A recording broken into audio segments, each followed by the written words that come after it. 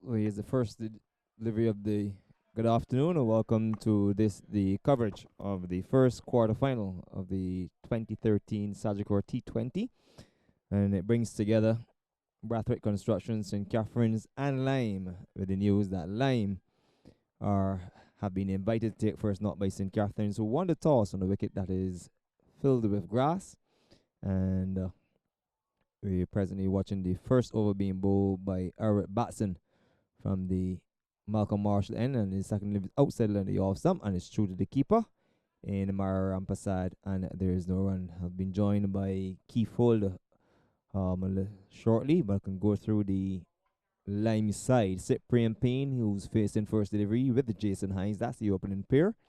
Ashley Nurse, Randy Thomas, Emery Holder, Matthew Grays, Michael Agar Jr., Daly Hurley, Ryan Nurse, Miguel Cummins, and Javon Searles as Batson moves in on the way and bowls to Hines, and Hines is driving in the air out to the between cover and extra cover. The fielder comes across and makes a meal of it on the boundary, and it's into the boundary for 4. So the total is now gone up to 5 in the process of the first over, with Jason Hines opening his account with a boundary, and he has 4 against his name. Cyprian Payne has 1 against his name. He's already cut out a 50 in this tournament thus far. It is 5 without loss in the process of the first over, being bowled by Eric Batson from the Malcolm Marshall or the southern end of the ground. Goes past the umpire Sylvan Leacock and bowls the outside line of the off stump, and is signaled wide actually by Troy Truder. So Troy Truder is standing umpire Sylvan Leacock over at square leg. Colin Bowen is the match referee, and as I said, this is the first of the quarterfinal games. And 2 evenly matched sides. I think it may be a little interesting to see, to pick at this stage who one would expect to come out on top. As Batson turns, shortens his run, goes past the umpire and bowls it on the line of the off stump. Work down to third man by Jason Hines, and will pick up 1. The return comes into keeper Mariota Ampasad, and it's 1 more to Lyme. They're up to 7 without loss with Cyprian Payne on 1. He comes back into strike. When phase 1 delivery, strike rate of 166.6 the strike rate for Jason Hines, who is the non-striker. And a slip third man, point sweep on the cover boundary, cover mid off, mid on, mid wicket and square leg. And here is a drop, or just wide, I think, of the first slip fielder. And there's Cyprian Payne reaching out for it, and a desperate dive by the fielder at slip, which seems to be none other than Derek Bishop, and that would be to his wrong side really. He's left-hander with all forms of the imagination actually, and does bat right hand, so you can see he's ambidextrous.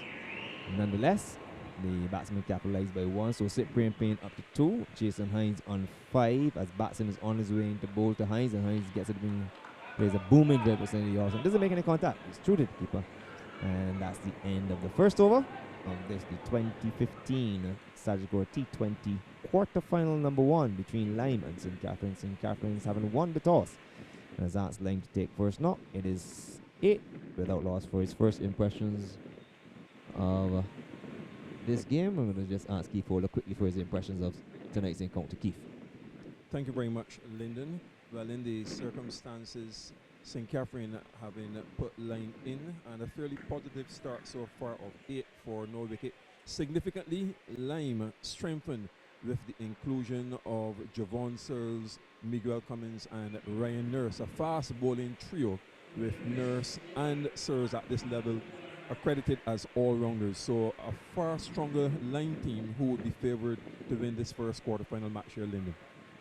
Yes, thank you, Keith. And St. Catherine's one of those sides that wouldn't say die, and they will go down fighting. It's going to be Derek Bishop who's going to pick it up from the Joe Garner end, left arm between the umpire and the stump, and the slip, a solitary slip, backward point, cover, extra cover, mid off, long on, straightish mid wicket, deep mid wicket, and the field on the square leg boundary. And Cyprian Payne eases onto the front foot and works the ball back up the left side of the wicket to the bowler. He picks up, and there's no run. His Bishop between the umpire and the stump, and Payne is onto the back foot and goes for a very, very quick single. He works it down behind, out into the mid wicket region. The keeper skips apart from behind the stump That's Mario Rampasad and intercepts, but can't prevent the single. And Payne moves by 1-3, brings Hines into strike. He has 5 against his name. And it's going to Bishop, who traditionally is a very mean bowler in all forms of cricket, 4 there, 3 there, or in this case T20, or rather it's 50 overs. He's on his way into bowl to Hines, who comes on the front foot, looks for a single, has to get back. The ball is squirted over on the offside, picked up by the fielder in at the extra cover region, and there is no run. So Bishop back to the top of his mark. It remains 8 without loss in the process of the 9 without loss, in the process of the second over. And this delivery is bringing the batsman forward. That is Jason Hines, and he plays it in front of him. And the total still on 9 in the process of the second over. Batson, his first over costed him 8 runs, and it included 1 wide. As Bishop, between the umpire and the stump, bowls to Hines and stands up straight, plays it off the back foot out to the fielder at the extra cover region. He feeds cleanly, and no run had, and that is Omar Phillips. If my spectacles aren't deceiving me, this delivery is short down the leg side, wide signal by the umpire, not taken cleanly by the keeper Rampasad, but he keeps in control, having parried it up on the offside. 1 more to the total, 10 without loss, as Bishop brings Hines onto the front foot. He will get a single out to the short third man off the outer portion of the bat. And at the completion of the second over, I can tell you that Bracket Construction St. Catharines having won the toss and on a green top, predictably, as I had a look at the wicket on my way to the commentary box, and I thought that whoever wins the toss, given the nature of how the wicket looked, would have no hesitation in asking the opposition to bat. They said it is very much filled with grass, and it is 11 without loss, as we're about to start over number 3. And Ulrich Batson, a stalwart at St. Catharines, is going to pick it up. Or actually, he's going to continue. His second over, his first over costed him 8, and he moves in on the way into bowl to Jason Hines, and Jason Hines goes on the back foot, flashes at the awesome man, is appeal for caught behind, and he walks away dejectedly. So Jason Hines goes a delivery on the line, the off stump. He just stood there, flashed his bat, never made any footwork whatsoever to get behind the line of the delivery, and presented Mario Rampasad with the easiest of catches. So he goes caught by Rampasad off the bowling of Ulrich Batson for 6, and line having been invited back in the process of the third over, they find themselves 11 for loss of 1. 11 for loss of 1, and really and truly a soft dismissal given the circumstances, Keith Holder. A delivery far too close to his body to cut, and Jason Hines getting a neck straightforward catch to Mario Rampasad, who generally has very safe hands, and an early breakthrough for St. Catherine in this first quarterfinal match. Ulrich Batson generally this season, only on 2 occasions he's bowled his full 4 overs, but by and large for a T20 championship he has been relatively economical, and the line batting is rather deep. Emery Holder had that wonderful swashbuckling and beating half century in the last round against Foundation up at Churchill to ensure line finished second in Zone A, and at 11 for 1, St. Catherine managing to pull it back after 8 runs came off the very first over. And the new batsman is Randy Thomas. You see that the line batting is very deep, Keith Holder, but this deep to me is only at 5. And you have Randy Thomas in at 3, Ashley Nurse is scheduled for 4, and Emery Holder in at 5. And then there's Michael Agard Jr., Matthew Graves, and here's Randy Thomas, a stalwart, and his first delivery worked into the mid-wicket region, and there is no run. Well, I think, Lyndon, you were looking at it from what has been shown on the electronic scorecard, but how can one discount Javon Searles, who certainly is not going to bat at number 10 in this lineup? Ryan Nurse, who can clout the ball as far as anyone in local club cricket, and you can perhaps take out Michael Agar Jr. and Cummins as only the 2 batsmen with no real claim to fame. I would have to totally agree with you there, Keith, because obviously Javon Sears won't be batting at the 11 as he started. But then, as I said, for me, there are several in here for whom I think their numbers are more in the 15s and under. And it really doesn't lend to the batting, but that's part of the parcel of this game. And really and truly, 25 is a good score for a number 4 or 5, depends on the circumstance, depends on how much deliveries it takes to get that 25. As I speak to you, the total has moved up to 19. 12, sorry, for one, as here is a delivery which the batsman Cyprian Payne is on to the front foot. He's already cut out of 50 in the tournament so far. Cyprian Payne and his comeback, and it's good to have him back out in the middle. Has been a very faithful support of the Lime side. He scored 35 off 36 deliveries against Empire, and the later one, he had 53 not out of 57 balls against Commonwealth. Here is Batson on the way, balls to Payne. Payne hits it one high in the air, out to the fielder at the cover boundary, goes back, and the ball lands over his head. So superb shot, and I would say badly misjudged by the fielder out on the boundary. And it would have been difficult actually to pull it in. That is Darnell Greenwich, and patrolling the cover boundary. In the end, it landed just over the ropes for 6. So that's 18 for 1 and the first 6 of the game, Keith. Lovely shot. Really struck it on the rise, and a good timing, dropping just over the extra cover boundary in front of the Greenwich and Haynes stand. Here's Batson on the way and bowls to Payne, and Payne is working this one through mid wicket. The fielder comes across, has a shot in the stumps, doesn't hit, and the batsman very quick between the wicket. Then they take 1. So Payne with that single at the end of the over, he will keep the strike. He has moved to 10. 7 deliveries he's faced, 11 minutes, and just a solitary 2 dot balls. So I think that's very good under the circumstances. I guess the less dot balls you face, the higher total your team would more than likely get. And Randy Thomas, 1 from 2 balls, 1 dot ball, 19 for the loss of 1 wicket at the completion of 3 overs. So presently the current rate 6.33, and it's going to be Bishop who's going to continue. So Batson now bowled his 2 overs for 16 runs. He's picked up a wicket, and I suspect that more than likely Keith, he will be removed from the attack. As it will continue as Bishop between the umpire and the stump, and Payne is on the back foot, flashes, doesn't make any contact through to the keeper, too quick, and that's a faster than push through by Bishop. And Payne looking to beat the fielder at the slip position. There's a slip, backward point, cover, mid off, mid wicket, long on. This one is worked down to square leg, down to the fine short fine leg. The field is across from square leg, and they'll pick up 1 deep mid wicket, and that's the feel for Bishop. 1 more to Payne. He's now on to 11. 9 balls he's faced, 12 minutes of batting, 20 for the loss of 1.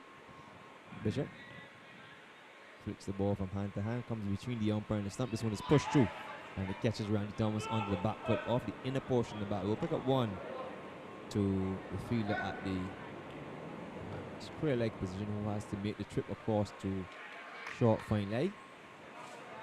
And they will take 1.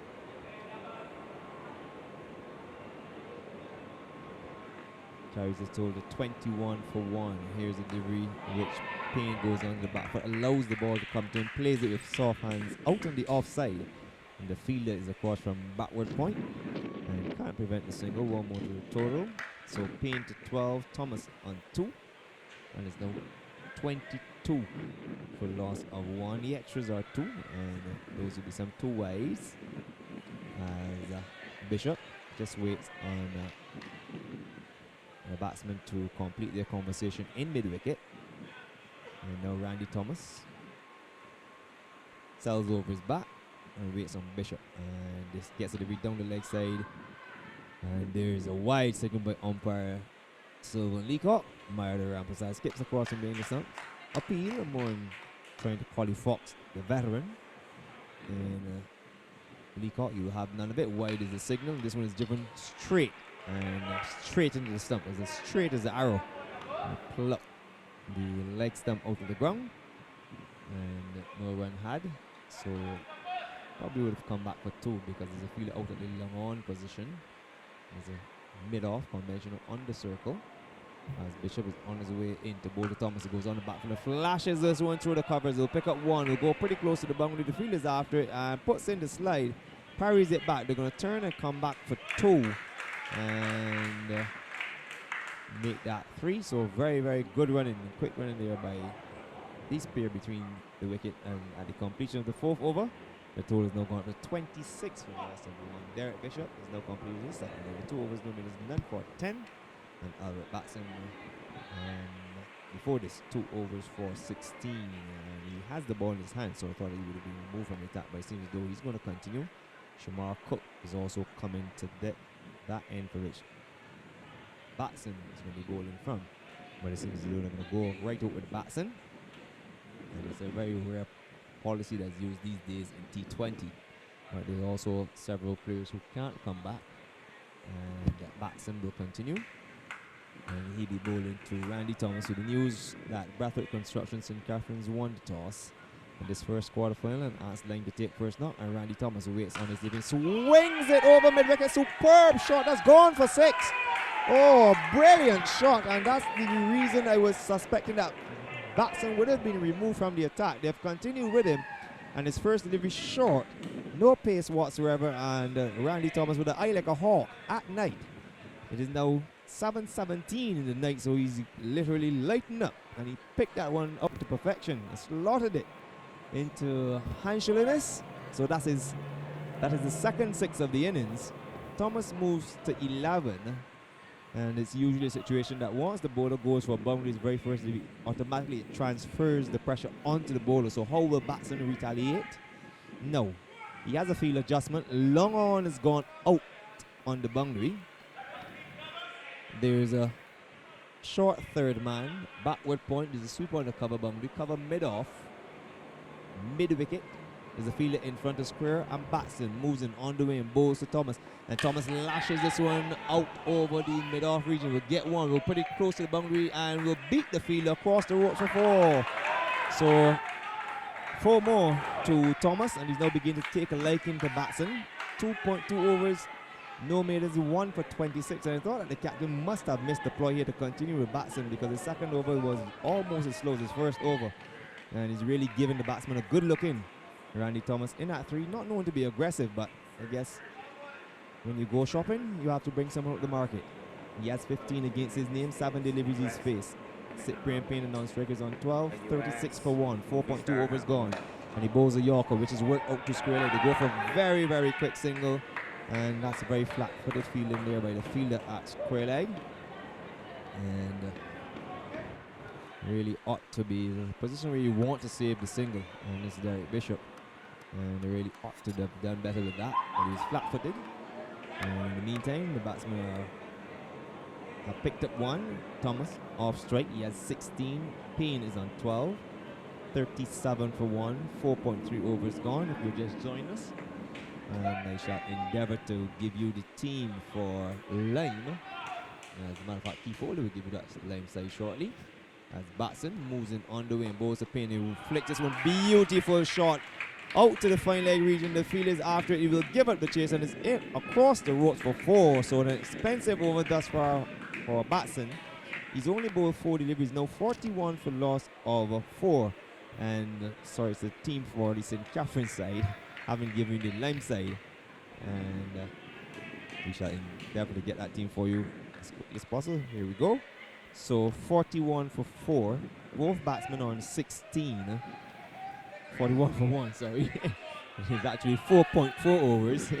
So I'm giving St. Catherine's few wickets that they haven't. Batson moves away and bowls wide with a lady off. Umpire Troy Tudor. Signal wide. And 42 for loss of 1. Still 4.4 overs gone. The St. Catherine side, Omar Phillips captain, Mario Rampasad, Shamar Cook, Ken Roy Williams, Derek Bishop, Albert Batson who's bowling, Darnell Gwynne, Shane Proverbs, Shad Proverbs, Damien Brown, Dario Brown, and Damien Hoyt is the 12th man as Batson moves in on the way and bowls to Payne. And Payne gets it, plays it out on the offside and goes for a very quick single, well run. He played it with soft hands, he just stopped the delivery and allowed the ball to hit the bat, call it tippy one. Not so sure if Keith Foley would have played some of that in his younger days. 42 for loss of 1. Payne is on 16. 11 deliveries he's faced. 19 minutes, 1-4-1-6. And Thomas comes in to strike. 16 he has. 8 balls. 11 minutes, 1-4-1-6. And we are just one delivery shy of the 5th over as You Batson want is some on more, his way. going more, Goes guy? a full toss with his hit straight down the ground. The fielder from long on comes across to his left and intercepts, and the returner come back for 2. So 2 runs that will bring the completion of the evening's 5th over. With Yeah, the news you that want to Bradford going more? Construction St. Catherine's won the toss, and that's line to take first nothing at the completion of 5 overs. They have 45 for loss of 1. That's 9, and asking rate, current rate presently at 9. And quickly let's go through this overs cost 19 runs, a 6, a 4, 1, 4, 1, and 2. So very expensive, or the most expensive over for the evening's proceeding thus far, and it can give you Batson's figures: 3 overs, no maidens, and he picked up 1 for 35. So he's come onto the hammer immediately. And Derek Bishop, 2 overs, no maidens, none for 10. And they suspect that we're going to have some bowling change now. And we are having a bowling change at the Joe Garner end, as Bishop is going to come off. And they said the St. Catherine side: Omar Phillips, Myra and Prasad Shamar Cook, Kenroy Williams, Derek Bishop, Elric Batson, Darnell Green, Shane Proverbs, Shad Proverbs, Damian Brown, and Dario Brown. And it's going to be Damian Brown who's going to come into the attack. And he's also a left arm between the umpire and the stumps. And he will be bowling to Cyprian Payne, who is 17. His first delivery is on the line of the leg stump and worked out to Batson, who's feeling in at the mid-wicket region. He's cleaning and there's no run. Batson, 3 overs, number is 1 for 35. You'll probably see him a little later on. And Brown, between the umpire and the stump, tosses the ball from hand to hand. And he comes in and bowls to Payne. And Payne comes on the front foot, and there's Randy Thomas, very quick between the wicket, challenging the fielder at the cover region. Easy single, played with soft hands really, and very alert Randy Thomas. So 1 to Payne, he has 18. Thomas has 18, comes back into strike. The scoreboard, that's 13 okay. minutes of batting for Thomas. 46 for the loss of 1 in the process of the 6th over. As Brown is on his way in the delivery, which is pretty much straight on the center. You want the umpire in the shot or no? Get Thomas in an awkward position, looking to work it through the mid-wicket region. There's a big space between mid-wicket and the fielder behind square, and there's a drive through the hands of the fielder at the cover region. Will go pretty close to the boundary. The fielder's after and will overhaul it, and the return will come back for 2. So 2 as Cook move from the mid-off position to field that delivery. And Thomas by 2 to 20. 18 is Cyprian Payne. 48 for the loss of 1 in the 6th over. 5.4 overs gone to be exact, as Brown is on his way into bowl to Thomas and plays it late. You can call it almost out of the gloves of the keeper, and will pick up 1 to the fielder across to his left from backward point, and 1 more to the total. It is now 49 for loss of 1. And this delivery is worked away behind square. Bad bit of feeling. They'll get 1. They will turn and come back for 2. They're going to challenge the arm and come back for 3. And that's a bad bit of feeling there by Dario Brown. So it is now at the end of the 6th over. The 50 has come up. The 50 off 40 deliveries, 23 minutes, 3 fours and 2 sixes. 50, 40 deliveries, 23 minutes, 3 fours, 2 sixes. 21 is Cyprian Payne. Randy Thomas also on 21. Batson 3 for 35 with 1 wicket. Bishop 2 for 10 with no wicket. And Damian Brown 1 for 7. Keith. So fairly good going by Lime, 52 for 1 after 6 overs, and the Bishop's correction Batson's 3rd over with a course of 19 runs. But Randy Thomas has stroked the ball extremely well, timing his first 6 over extra cover, and the second one went far, long over, long on. So problems here for St. Catherine quite early. And following the dismissal in the 3rd over of Jason Hines, who was caught at the wicket by Rampersad, cutting at a delivery too close of Batson for 6 with the score 11, 2 overs and 1 ball. Now Darnell Greenwich, the former Barbados under 19 left arm pacer, to replace Batson at the Malcolm Marshall end here at the South. Batson 3 overs, no miss, 1 for 35. Bishop 2 overs for 10 runs. Damian Brown, the left arm, 7 runs. And here's the third left arm bowler, pitch short and defended down to third man with no slip in. And that's a single. Cyprian Payne, who goes to 22. It's 53 for 1 in the 7th over, as Payne came down to the non-strikers in just a punch of the gloves with Greenwich. Good camaraderie between the two teams. The third man, point, deep cover, extra cover, long off, long on. There's a short, wide mid-on. Forward square on the boundary and a short fine leg. He's over the wicket. Greenwich in short and cut just to the left of point towards the third man. Thomas the batsman came for a second run.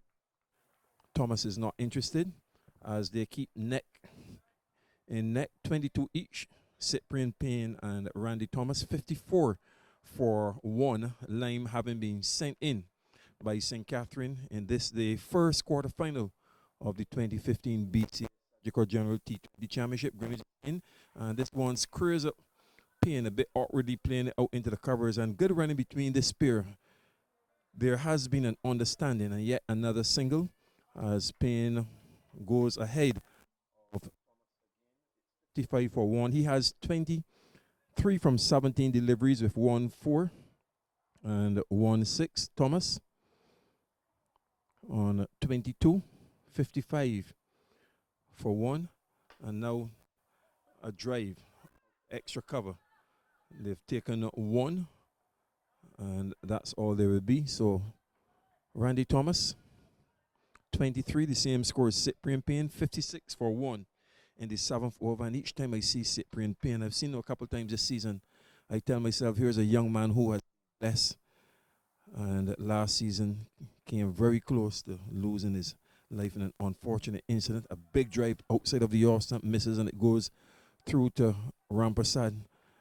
And although he has recovered his position in the side in this championship, mainly opening batsman, I don't think he has it with him any longer to keep wicket. Devon Phillips has been dropped for this match. Here's Greenwich again, pitch short and out through square leg for a single. Cyprian Payne moves to 24. Randy Thomas has 23. As Darnell Greenwich, the left arm pacer, completes his first over, the 7th of the innings, and line put in by St. Catherine, 57 for 1 with the wicket of Jason Hines, caught at the wicket by Rampersad off Batson for 6. It was 11 for 1 then after 2 overs and 1 ball. Batson 3 overs, no middens, 1 for 35. Bishop 2 overs for 10 runs. Damian Brown 1 over for 7 runs, and Greenwich 1 over for 5 runs. Here's Lyndon Yard.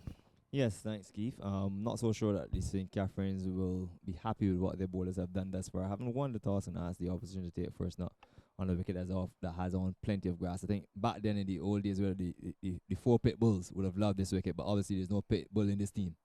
Brown, the left arm, spinning between the umpire and the stumps, and a drive out to extra cover for a single. The pin as line move up now to 58 for 1 in the 8th over.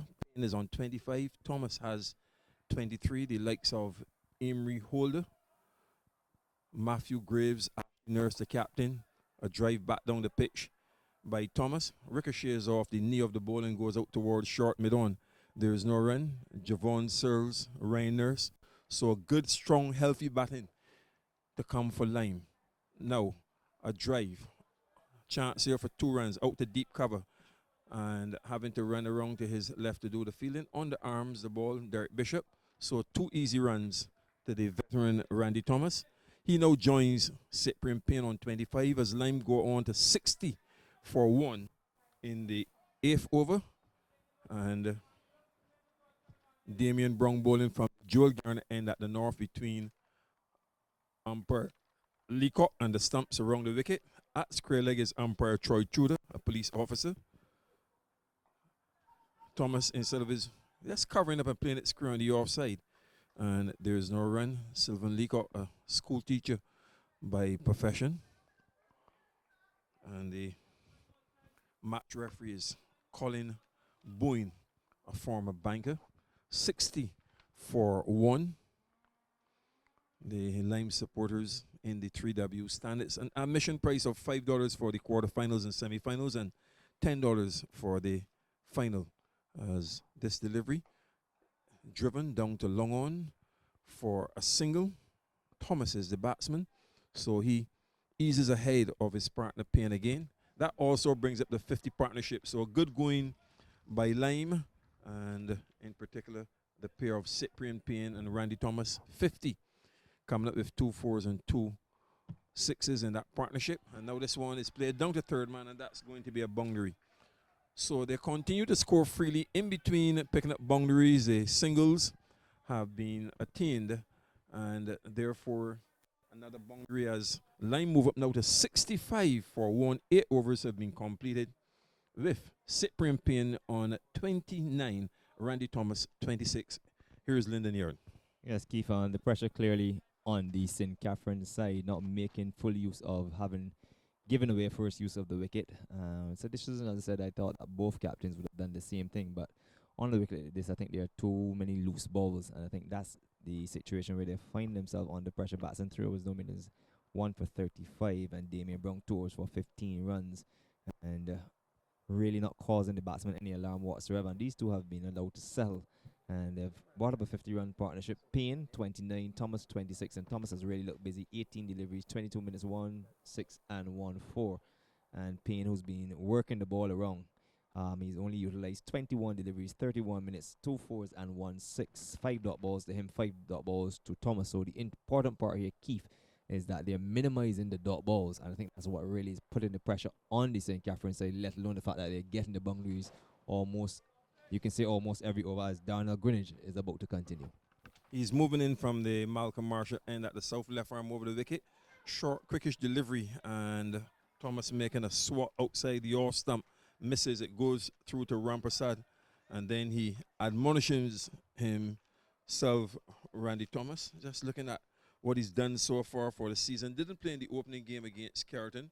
Got 9 off Empire and unbeaten 37 against Spartan. Then wide delivery, and they've already gone for 1. So that's going to be double, taking the score now on to 67 for 1 in the 9th over. 2 against Combermere in that thrilling match which went into the super over, and then he came back out with his captain Ashley Nurse and squeezed that victory over Combermere, which really hurt the school side, who were seeking their 3rd consecutive victory after defaulting their first 2 matches. Greenwich moving in to bowl to Payne, and Payne lifts it high down towards the cover region for 1, and the ball heads across the ropes and into the boundary over at cover point. So well executed by Cyprian Payne, and with that boundary he goes into the 30s on 33. 71 for 1 in the 9th over. So this is very good going by Lime, who were sent in by St. Catherine. Cyprian Payne with scores of 20, 34, 4, 53 not out, 5 and 7. So after failures in his last 2 games, now rising to the occasion. Again, 71 for 1. Greenwich is in his 2nd over. And more problems here for St. Catherine. They're trying to get the field set. Captain Omar Phillips has gone over to point. There's a 3rd man in already. Going to point slightly backward.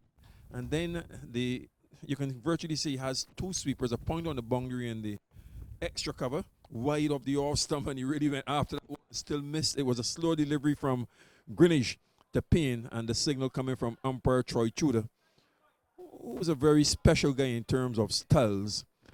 And once he's in the middle, you have to notice him, Troy Tudor. So 72 now for 1 in the 12th over. Soon we'll be joined by Ian Bradshaw, the former Barbados captain and West Indies player. And that one was slightly whitish of the off stump, but Payne went right across to try to tug it to the onside, missed and taken by Rampersad. So he has a third man Greenwich. Orthodox point. Then there's a point out on the boundary. Extra cover on the boundary as well as long off and long on. There is a mid off, short, fine leg, mid wicket.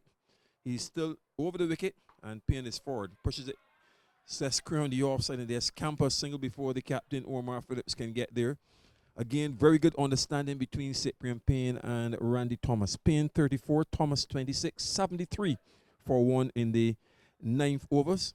And with this sort of foundation here, Lyndon, one would tend to believe that Lyme would want to score in excess of 170 or so. The foundation has been laid, only 1 wicket down as we head towards the halfway stage of their innings. And that's a, well, I was going to call it a wide. Randy Thomas looks a bit disappointed that umpire Tudor didn't signal it. And it goes through to Rampersad, 73 for 1. Yes, umpire Tudor wearing skins. Keith, I don't know if you've ever seen an umpire in skins before. Well, I know he's a stylish man, so he wants to be up to date. As Greenwich is in, and Thomas giving himself some room, spanks it down to the deep cover, and they're going to double up, coming back for the second run, and they get home quite safely. So Thomas moves up to 28. Payne has 34, and after 9 overs, Lyme sent in by St. Catherine, 75 for 1 in the first quarterfinal of the BCS Sagicor General T20 Championship. Yes, and at the end of the 9th over, Keith, as you rightfully said, 75 for the loss of 1. Randy Thomas on 28, Cyprian Payne on 34 from 24 deliveries, 36 minutes, 3 fours and 1 6. And Randy Thomas busy as ever, 28 from 21 deliveries, 27 minutes, 1 4 and a 6. As I said, they're almost par and par. A short while ago, they both had shared 5 dot balls and now it's 6 and 7. So that's the important part, that they're minimizing dot balls.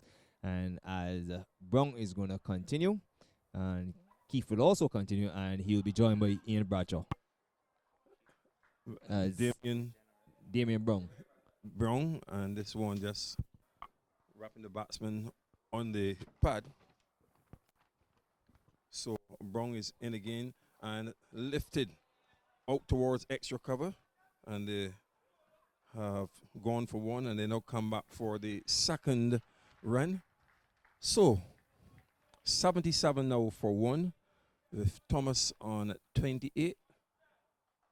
Payne has 36, and for this delivery he covers up and pushes on the offside. There is no run. Good evening to you, Ian. Good evening, Keith, and good evening, viewers. Wonderful atmosphere here at the Mecca, and makes for a wonderful quarterfinal. The first of 4, as you can imagine, playing over the next 4 days. And if this is anything to go by, Keith, there'll be some wonderful action. Yes, especially when your team Wanderers come into the picture. Well, we're saving the best for last, Keith. We're saving the best for last. Well, okay, I'll let you pick that with Lyndon at the end of this over, because I think you set yourself up for Lyndon to probe you. This one has been turned out through square leg for a single. So 37, Cyprian Payne. Randy Thomas has 28. And in the 10th over, with 1 ball left, 78 for 1, Lyme losing. Jason Hines for 6 in the 3rd over. Short, skied with a hook. It's going to be safe. Short fine leg is running back for all of his worth, and Shad Proverbs now onto the ball as high return goes into Rampersad. A couple more runs to Randy Thomas. He is on 30. Cyprian Payne has 37. Jason Hines was caught at the wicket by Rampersad off Batson for 6 with the score 11 after 2 overs and 1 ball. The halfway stage of the Lyme innings after they were sent in by St. Catherine is 84-1. More from Ian Bradshaw, and then for the next 5 overs, it will be Lyndon Yard. Well, if we're with 8 runs per over, this really sets up for a challenging score that Lyme will put on the board here tonight. And you can see that they've brought in some big guns, as they say. Ryan Chicken Breast Nurse, Javon Searles, Miguel Cummins. So they have a lot of firepower here tonight, Lyme. And with the captain Ashley Nurse still to come, you can really see this run rate skyrocketing in the final half of the innings. Yes, thank you very much, Ian. And they were well set. 80 for the loss of 1 in the process of the 11th over just about to begin. We're going to have a bowling change at the Malcolm Marshall end of the ground. And it's going to be the right arm off spin of Kenroy Williams. And he's going to have his first ball, replacing Darnell Greenwich Torres for 15 runs. And Ian, I'm sure if you want to take a look through the binoculars at the wicket, has a lot of grass on it, the actual playing area. And give listeners your thoughts on the playing area. Well, I'm pleased to see the amount of grass left on the wicket because sometimes we've suffered with wickets ahead that have been a bit slow. I think the grass on the wicket seems to be assisting the ball coming through. You can see it's really leading to some wonderful short play. And I'm not sure if they're planning on using the same strip over the course of the quarterfinals, but certainly with 4 back-to-back games, you will need a bit of grass just to keep the surface together. But as I said before, everything is set up for a wonderful game here tonight. St. Catherine boasts of a powerful batting lineup themselves, so the line will know that they'll have to look for something in the region of an excess of 160, closer to 180. Yes, I would tend to agree with you as Williams is on his way into bowler's Payne, and Payne is driving past the fielder at the short cover region. They'll get 1 out to Proverbs, that shot Proverbs, and they'll turn to come back for 2 as his return goes up to keeper Mario Rampasad and takes the total up to 84 for loss of 1. Cyprian Payne races to 41. 33 deliveries is face. Randy Thomas not on 30. And Kenroy Williams down about to bowl his 50. If he goes past umpire Troy Tudor and bowls it, which is tossed at the batsman, goes on the bat for flashes, doesn't make any contact, and it's through to the keeper. So guilty of pulling away from the ball there, Payne, while looking to force it through the offside. It wasn't short enough really for him to force. He more would have been better off coming onto the front foot and looking to punch it past the fielder at the cover. And the captain, Omar Phillips, and that's not the case as Williams completes his over. He dances down the wicket. And when he gets there, looks for the long on region. The ball hits the bottom of the bat. And the ricochets on the offside. So the end of a reasonably good over. Good start for Cameron Williams. He's just bowled his first over for 4 runs. And I can tell you that Brathwaite Construction St. Catherine's having invited line to bat there. 84 for the loss of 1, having lost the early wicket of Jason Hines. Caught by Mario Rampasad of the ball, our batsman, for 6. It was 11 for 1 at that stage. And these two have been building a nice partnership. And Ian has been paying particular interest to the dot balls. And suddenly, there's been a significant increase because at one stage it was 6 dot balls to Cyprian. He's now gone to 13 and 7 to Randy Thomas. And as we all know, it's very, very important that you minimize dot balls. It always transfers the pressure on the field inside. And it really is not helping St. Catherine's cause the fact that the bowlers aren't being penetrative, but they're neither picking up wickets and they're not containing the batsman. Yeah, it's going to be important that St. Catherine, especially in the ring, those guys in the ring really apply some pressure. They're not getting any wickets through the other means, caught ball otherwise. So if they can create some pressure, maybe they can get a run out or something like that, because they need to break this partnership. You've noticed that with the change of bowlers, the slow bowlers, it seems to have been a good move by the St. Catherine team. And there's a sweep, a delivery which is tossed up down the leg side by Brown and swept down to fine leg. It comes just down in front of us in a turn and come back for 3. The return comes into Mario Rampasad. And that is 3 runs. So they tossed up outside the legs up and just paddled really and truly by Thomas. And he moves to 33. Brings Payne back in the straight. He has 41. And this will be the final over for Damien Brown before this 3 overs for 20 runs. So he's been reasonably good. But at the same time, he's not forced any pressure on the batsman. Hasn't forced the batsman to have to create shots, have to think about how they're going to score because the scoring has been very, very free. And Payne on strike, 41 waits for Brown, left arm between the umpire and the stump, and this delivery is outside limit. Someone's flashed down between point and the third man will go across the rope for 4. So given the room, the same point it was making Ian Bradshaw short delivery before, where he's not creating any pressure, and there's a loose ball outside of the off stump and squares the way for 4. So the partnership is now 80, and we have 8.4 overs remain. 80 run partnership with this wicket. Ian, no pressure whatsoever. No, not at all. And you notice there how quickly that ball went across the outfield. It's been pretty dry in Barbados over the last couple of months, and that one really spread across the outfield. And now this one is being clouted out to Batson at the cover boundary, and he has it under control. It will take 1. So Payne with that lofted cover drive moves up to 46. It brings Thomas back into strike, and you said the outfield is pretty quick. I have to agree with you, and it is also cut low. And not the prettiest Kensington that we've seen, but maybe they're just preparing for this CPL, which comes a calling shortly, and for Saturday. And this delivery this delivery just an attempted sweep or parallel sweep or a half a Dilshan because the head was one side, but the body was definitely not in the correct position. And no run had, and to this delivery, Thomas gives himself some room, clears the left leg, and cloaks the ball up to the field at the long on position. That is Shamar Cox, who throws the ball in Australian style. The batsman will pick up 1. So Thomas to 34. It brings Payne on 46 back into strike. And how well has Payne batted thus far? As Brown is into him, and now he drives up to the field at the long off position, comes in and takes the catch. And the catch has been taken, and the wicket of Payne was just as in your opinion, Bradshaw, how well he's batted. And he picked the aerial route and picked out the fielder out at the long off position. And still trying to ascertain the fielder. And we will get that for you shortly. And he's gone for 46, 37 balls, 45 minutes, 4 fours and 1 6, but a good innings in. Excellent innings there by Payne, and I think that his wicket might not be the worst thing for the Lime team. He's done his job, set up the platform for the big hitters to come in and really explode. Excellent catch taken there by the long off fielder. Damien Hoyt running in, and that's just what the St. Catherine team needed. We'll see if they can now use this momentum. We had a good over previously by Ken Roy Williams, and if he can back it up now and keep the pressure on, maybe get the wicket of Ashley Nurse, who's come to the crease, get him early, and maybe restrict this rampant Lime team.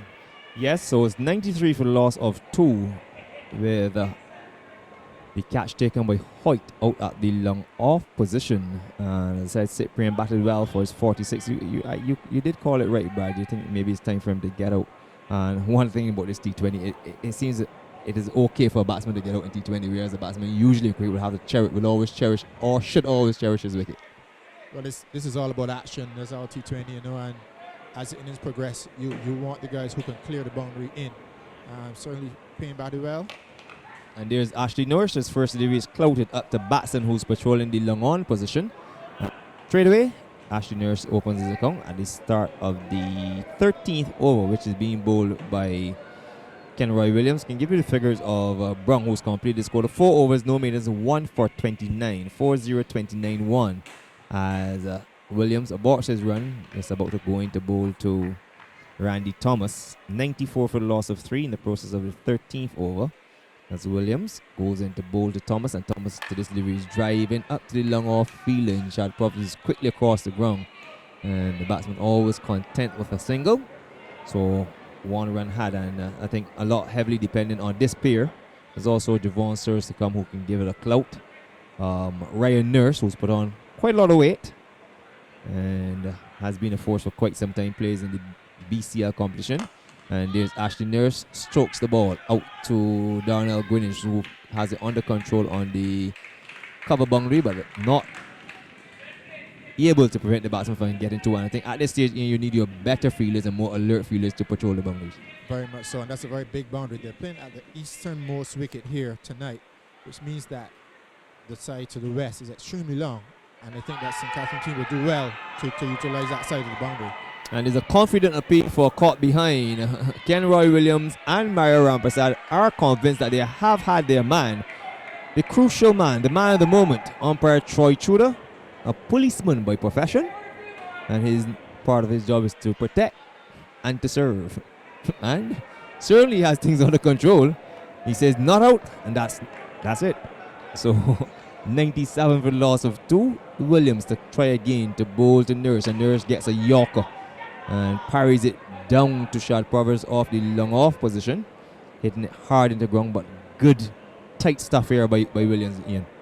Very much so. Just a very close shave there for Nurse, and these games you want the best, and the umpire, they are giving up his best. A very close call, and we know how important the wicket of Ashley Nurse would have been to this game. So it's sharp single chance for a run out, and Williams misses his try at the stump. So that, Ian, really was, you can call it suicidal, because Ashley Nurse was in no position to really go for the single.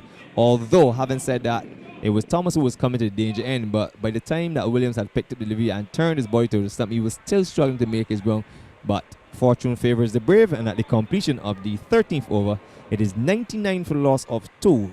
Brathwaite Construction. St. Catherine's haven't invited Lime to take first not in this, the Sagicor T20 first quarterfinal. And of course, the sponsor Sagicor, the BCA, and Bell's Imagery.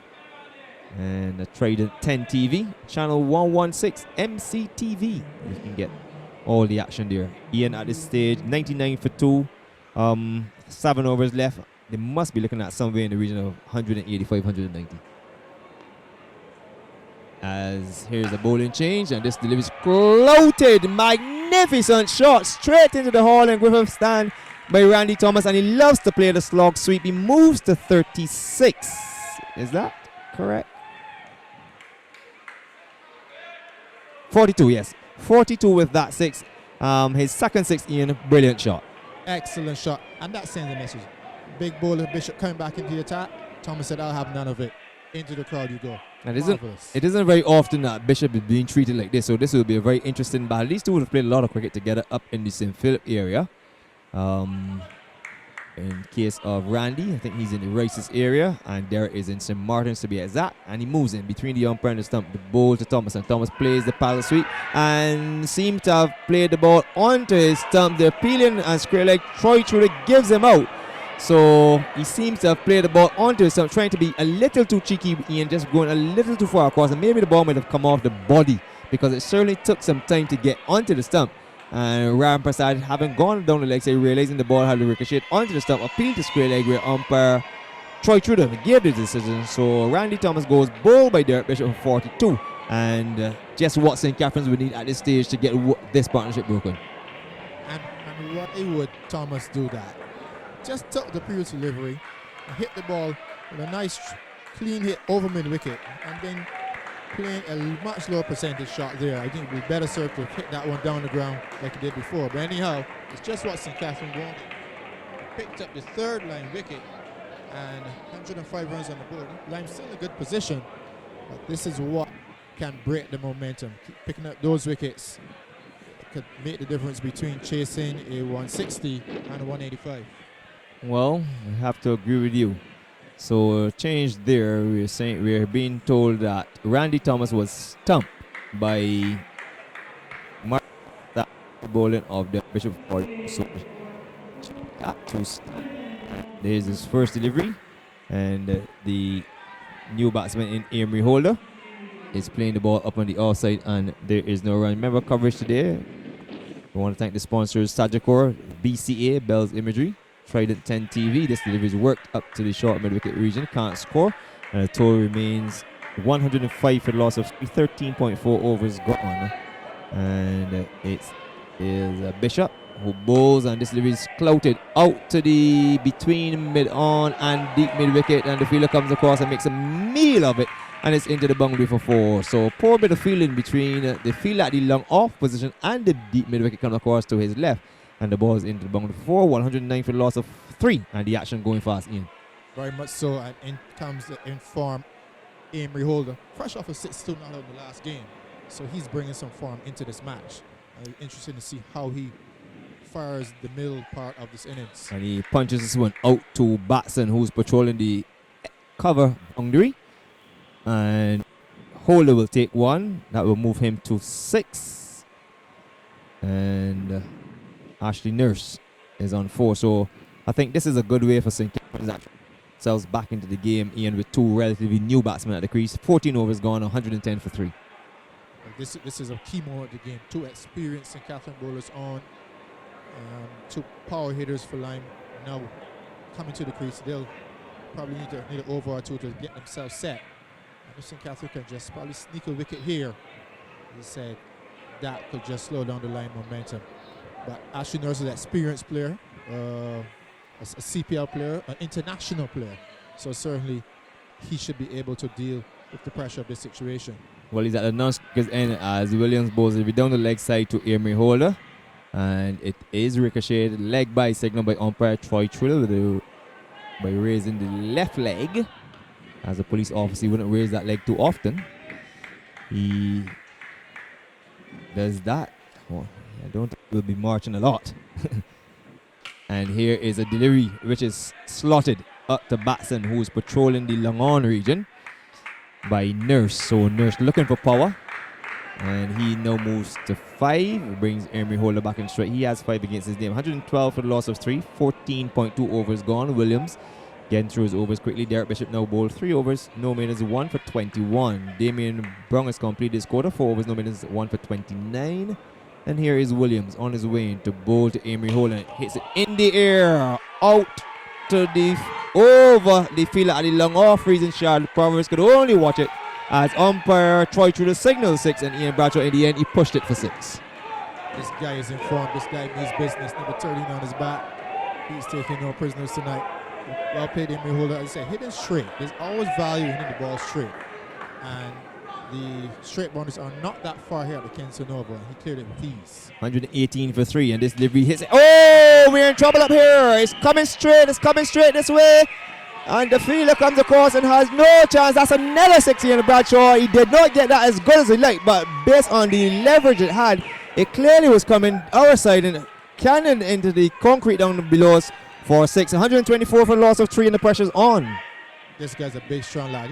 He doesn't have Ian Bradshaw shoulders. Look at those shoulders. Big, strong guy. And even though he didn't hit that one, it still carried the distance. This could be the momentum that the Lime team is looking for. 154 for 3. What happens? This delivery is clouded out to mid-wicket. The fielder comes across and makes a meal of it, Damien Brown. He seemed to have lost it, I will suspect, in the light, because he really should have gone for the catch. In the end, he ended up putting his right leg at the delivery, and good enough, he saved it. And much to the disgust of Kenroy Williams, nonetheless, Holder moves to 18. Ashley Nurse comes into strike, and now he gets a full toss and bangs it. That's gone for 6 over extra cover. Oh my God, that's a gift of a full toss, and this has easily been the worst over that Kenroy Williams has bowled all night. He's now completed 3 overs, no maidens, none for 30, 131 for loss of 3 from 15 overs. Ian, what's a possible good target? Well, after another over for 21, we could be looking at over 200. But as I said before, the Lime team has some power in it in the middle. You can now see these guys flexing the muscles. The St. Catherine team will have to keep their nerve. It's going to be important these last overs, you keep your nerve. And it'll come down to some of these guys in the St. Catherine team who've been at this level before, who have the experience of playing in a big game. You saw the guy on mid-wicket boundary just missing that ball. Obviously, playing in the pin at night on the lights is a brand new experience for some of these guys, the inexperienced guys. It's going to be important that the experienced players on the field, you're talking about the Derek Bishop, the Omar Phillips, the Kenroy Williams, who didn't go so well, those guys have to pull their team around. And here's Bishop with the bowlers start his last over, and his first delivery is bang straight down the ground. That's a magnificent shot. That's hit with disdain. I'll tell you what happened there. He looked to hit it through mid-wicket, but it was hit so hard, so quick, and so straight that the fielders themselves probably didn't see it into the boundary in a flash. And Emery Holder is on fire. He has 22 from 9 deliveries, 5 minutes of batting, 2 fours, 2 sixes, 135 for loss of 3. Ian. Here is Bishop on the way and bowls to Holder. Holder makes some room and bangs it out to Shamar Cook. He has it under control at the long off region, and they'll take 1. That will move the total to 136 for loss of 3. Well, we're into the hurricane season. I think this is the first major tropical storm coming across the Atlantic. This guy is making no sport here tonight. Excellent form being shown by Emery Holder. Bishop will have it now with Ashley Nurse, who sells into his stance, and Bishop is into him. And Nurse looks to make some room to play the slog sweep. Quick delivery, push through, well taken there. Keeper Mario Rampasad, so a rare dot ball. And Nurse on 11. Emery Holder has 23. 15.3 overs gone. Here's Bishop on the way. Bowls to Nurse. Stands up straight. Plays it with soft hands. Gets a single. Bishop tries to get himself into a position to have a shy at the non-striker's end. Does not feel it properly. And pressure continues.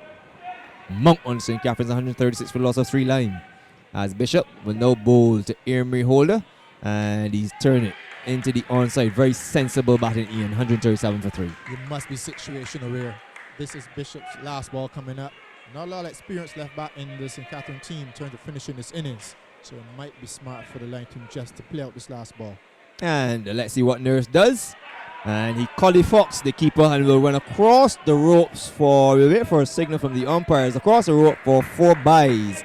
So he went down on his knees like boys to men, not at approximately 8 o'clock. You wouldn't get boys to men on the knees at that time. But he collie-fox the keeper, obviously his body in line with the ball, and the keeper really not having a good vision. And at the completion of the 16th over, it's 142 for the loss of 3. Irmi Holder has 24 from 11 deliveries, 2 fours, 2 sixes. With him is Ashley Nurse, 12 from 9 deliveries with the solitary 6. Ian? Derek Bishop's now bowled this quarter, 4 overs, no maidens, 1 for 28. So under the circumstances, that's reasonable.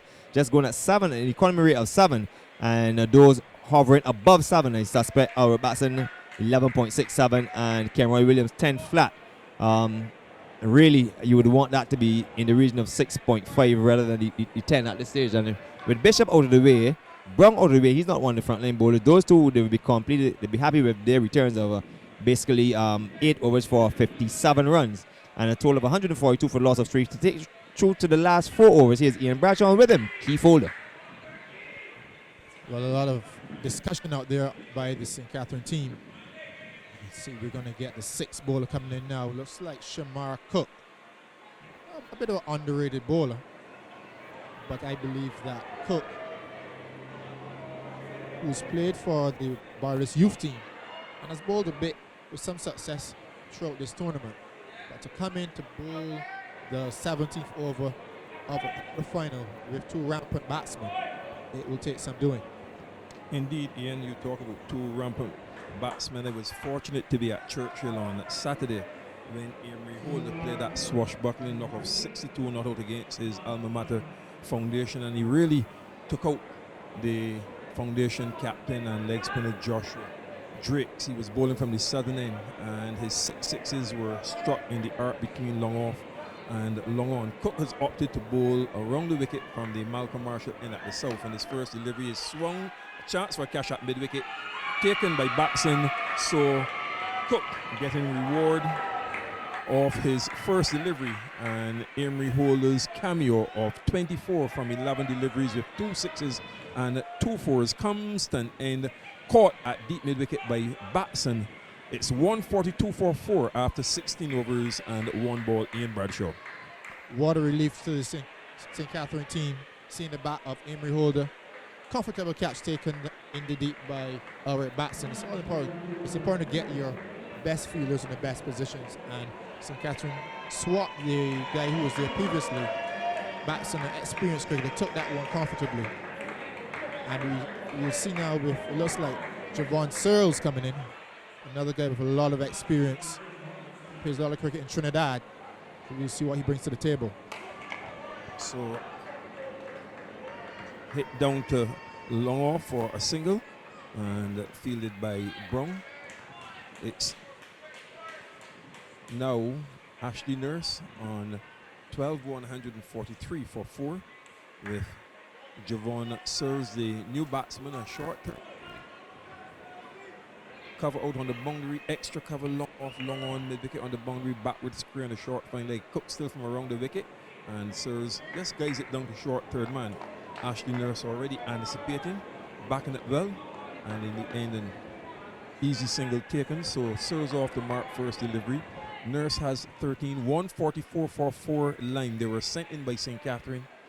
This is the 17th over. Cook is in, and back goes Nurse. It comes off the toe of the bat down to short fine leg and fired up at the non-striker's end, but the batsmen take another single.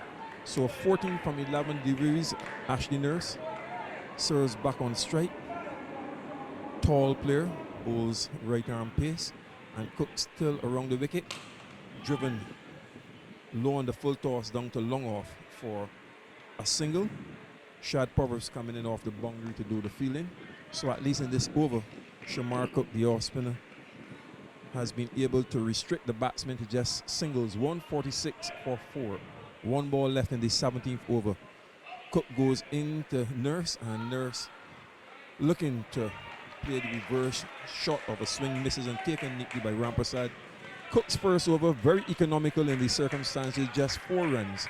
And after 17 overs, line put in by St. Catherine in the first BCS Sagicor General T20 quarterfinal here at Kensington Oval, 146 for 4.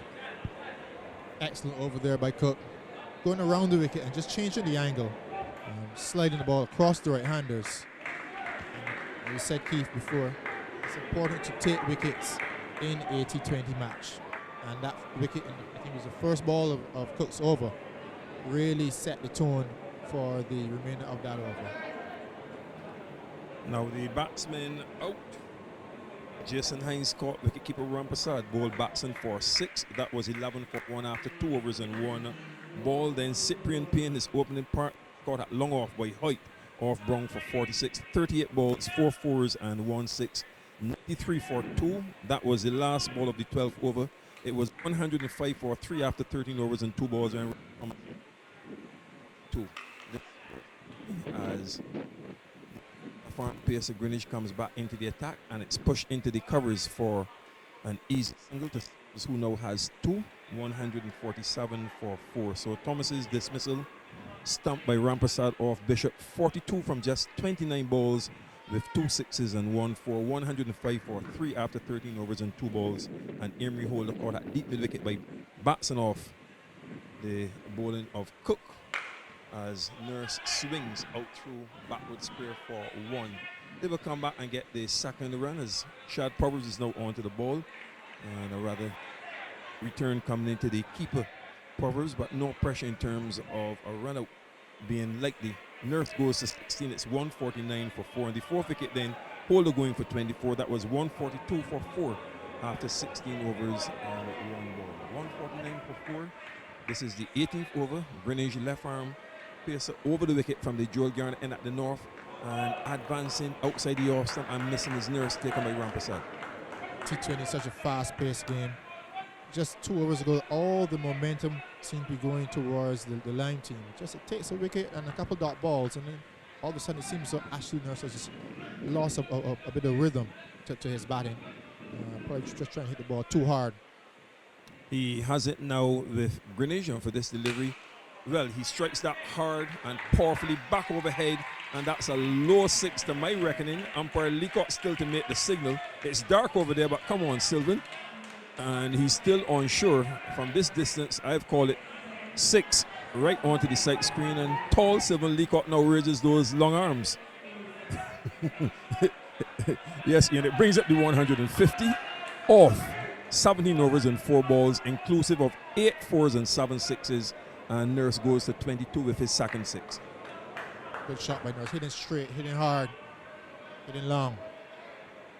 Greenwich is in again to Nurse, and Nurse shorts. Slaps it, pulling it down to long on for 1. 23 he has from 16 deliveries. Javon Sears is on 3 from the same number of balls. And at 156 for 4 with 1 ball remaining in the 18th over. The question for Ian Barishaw at the end of the over: can you guess how much Lime will score roughly? As Sears comes in and innovates, excellent shot inside of his wicket and helping it down to the fine leg boundary. A typical Javon Sears stroke in any format of the game, because he tends to premeditate, and the Cardinal sin.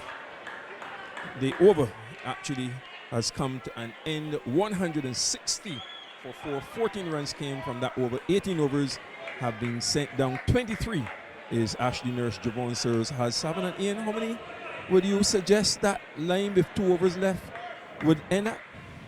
I would expect that Lime to get about 185, I would say. Trying to get at least 25 runs in his last 2 overs. With shots like that, just displayed by Javon Sears. You can see these are 2 guys with some experience, CPL pros, and you would expect that they can finish the innings powerfully here for the Lime team. Well, they've gone past their highest total for the season, and that was against UWI when they were chasing 160 to win and fell short at 150 for 6. It's 160 for 4 as Cook still around the wicket with his off spin, and that's driven powerfully down to the extra cover region, and a sliding save over at extra cover, limiting the batsman to just 2 runs as Ashley Nurse goes on to 25 from 17 balls. Lime 162 for 4 in the penultimate over of the innings. Magnificent stop there by the fielder, coming around from the deep cover position. Never know how important those 2 runs could be later on in this game, Keith. That's right, Ian. Cook still around the wicket, and Nurse swings it, not getting hold of it well, out towards deep mid wicket. Batsman runs around to his right. Then a fumble, allowing the batsman to go through for the second run as the return goes in low to the keeper, Rampasad. So doubling up Again, Ashley Nurse now on 27 from 18 balls. It's 164 for 4. You're watching live commentaries of the BCS Sagicor General T20 final on channel 116 Trident TV. And that's a swat again down towards mid-wicket. Again, Batson is the fielder. On this occasion, just a single to Nurse. He now goes on to 28. 7 is serves. It's 165 for 4 with 9 balls left in the innings. Sponsors Sagicor General, the Barbados Cricket Association, and Bell Imagery. Cook still around the wicket, and the serves hits it over the head of the bowler. Long off and long on will converge. In the end, it's Chad Powers onto it, and just a single. So Cook continuing to be fairly economical, belatedly brought into the attack for the 17th over, so he will get only 2 overs, the 17th and the 19th overs. 166 for 4 with serves on 8, advancing and swinging it out through forward square. Again, another good attempt with the save, and the return goes in on the first bounce to the keeper Mario Rampersad. 2 to the line captain Ashley Nurse. He has 30 from 20 deliveries with 2 sixes.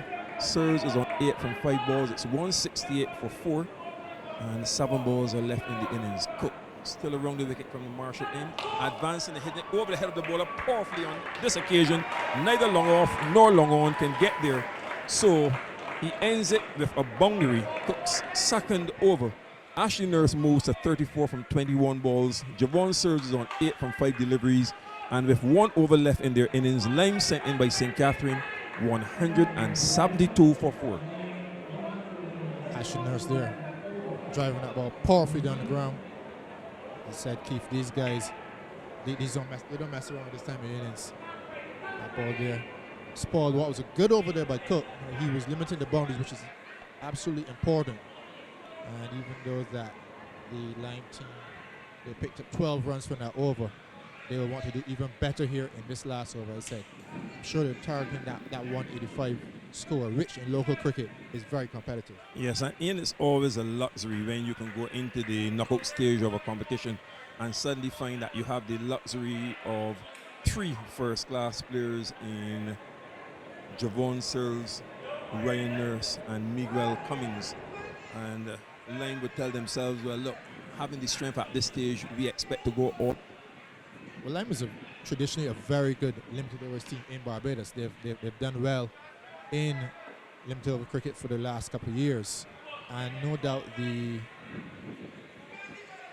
like all those star players coming into their lineup, it will certainly give them the confidence that they will get stronger and stronger as this competition goes on. They've put a good total on the board so far, and they will have to be just as good in their bowling effort, because I said before, the St. Catherine team does boast of a very, very powerful batting lineup. So the final over of the innings, as Greenwich left arm pacer over the wicket from the Garner end outside the off stump, a swing and a miss by serves taken by Rampersad. Greenwich there, just pulling down the ball there. This time of innings, you don't want to be too predictable with your length, so you just slipped in a short ball. And make sure with decent pace to the keeper Rampersad. He has a third man point sweeper, extra cover, long off. Searles swung high into the air, chance for cover to take the catch, a dive attempt, and the batsman will single.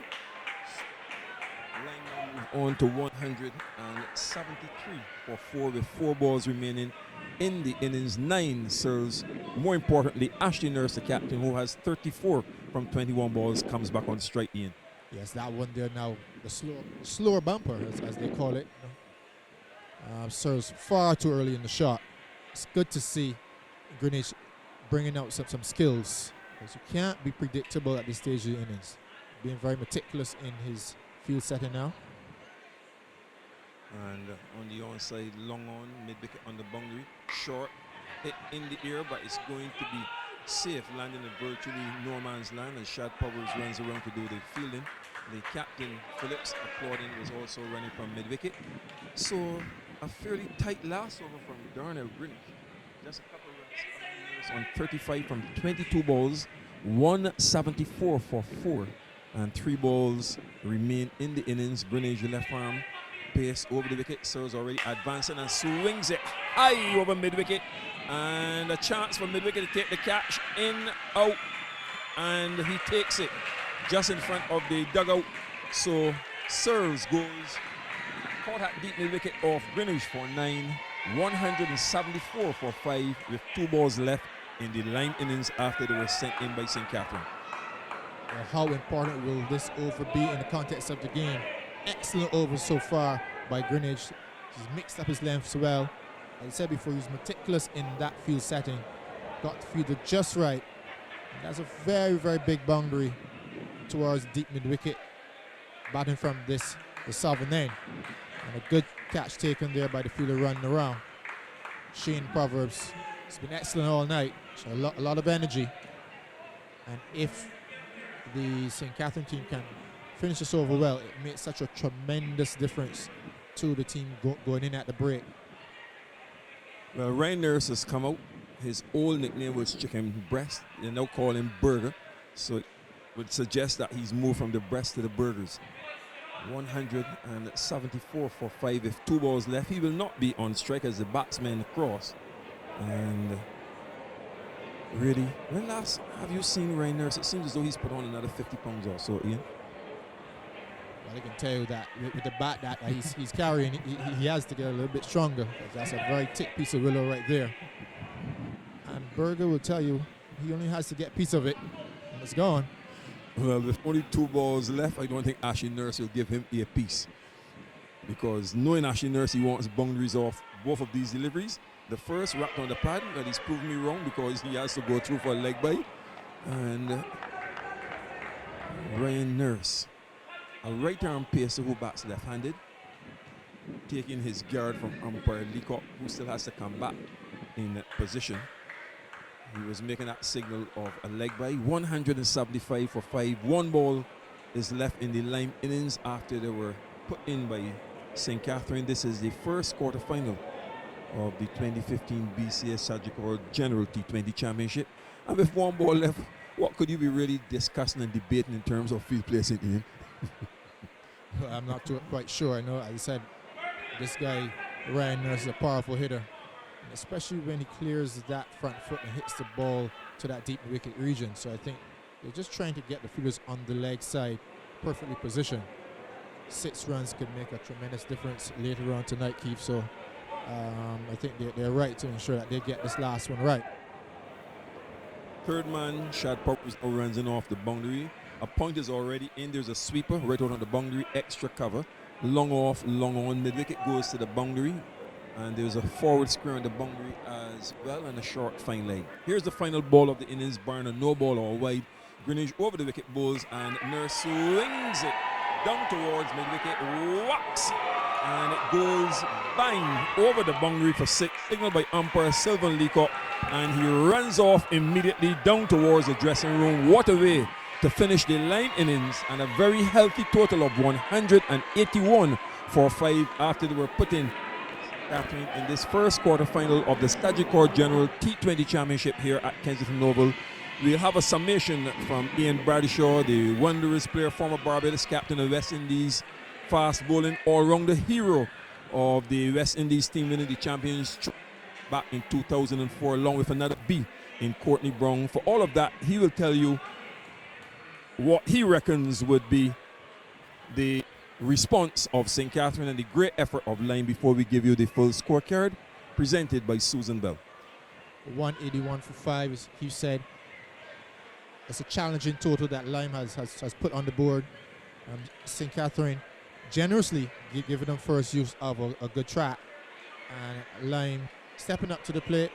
Excellent contributions at the top from Cyprian Payne and Randy Thomas. And that really set the platform for those big hitters, as I said, coming down at the bottom and ensuring that Lime goes in to the dressing room, feeling that they have a total that they can defend. I don't think that the St. Catherine team should be disheartened because, as I said before, they boast a number of exciting batsmen and on a good track and in front of very, very vociferous St. Catherine support. They should feel that they have it within them to get up to this 181. So, the Lime scorecard reads Cyprian Payne caught by Hoyt of Brong for 46, 38 balls, 4 fours, and 1 6. That catch was taken at long off. Jason Hines, the first to go, caught wicketkeeper Rampasad bowled by Batson for 6. Randy Thomas stumped Rampasad bowled Bishop for 42, and he faced 29 balls, 2 sixes, and 1 4. Ashley Nurse, the captain, was not out on 35 from 23 balls with 2 sixes and 1 4. Amory Holder was caught by Batson at deep mid-wicket off Cook for 24, 12 deliveries, 2 sixes and 2 fours. And Javon Sears was caught by Shane Proverbs at deep mid-wicket off Greenwich for 8 deliveries, 1 boundary. Ryan Nurse not out 6. He faced just 1 ball. There were 13 extras made up of 4 byes, 2 and 7 wides. Lime 181 for 5 from their allotment of 20 overs. The wickets fell at 11 Hines, 2 overs and 1 ball. 93 for 2 after 12 overs. Payne 105 for 3 Thomas, 13 overs and 2 balls. 142 for 4 Holder, 16 overs and 1 ball. And 174 for 5 Spurs, 19 overs and 4 balls. The bowling: Batson 3 overs no middens, 1 for 35 with 2 wides. Bishop 4 overs no middens, 1 for 28, also 2 wides. Damian Brown 4 overs no middens, 1 for 29. Greenwich 4 overs no middens, 1 for 37 with 3 wides. Williams 3 overs no middens, none for 30. And Cook 2 overs no middens, 1 for 16. Looking at the St. Catherine bowling, Ian.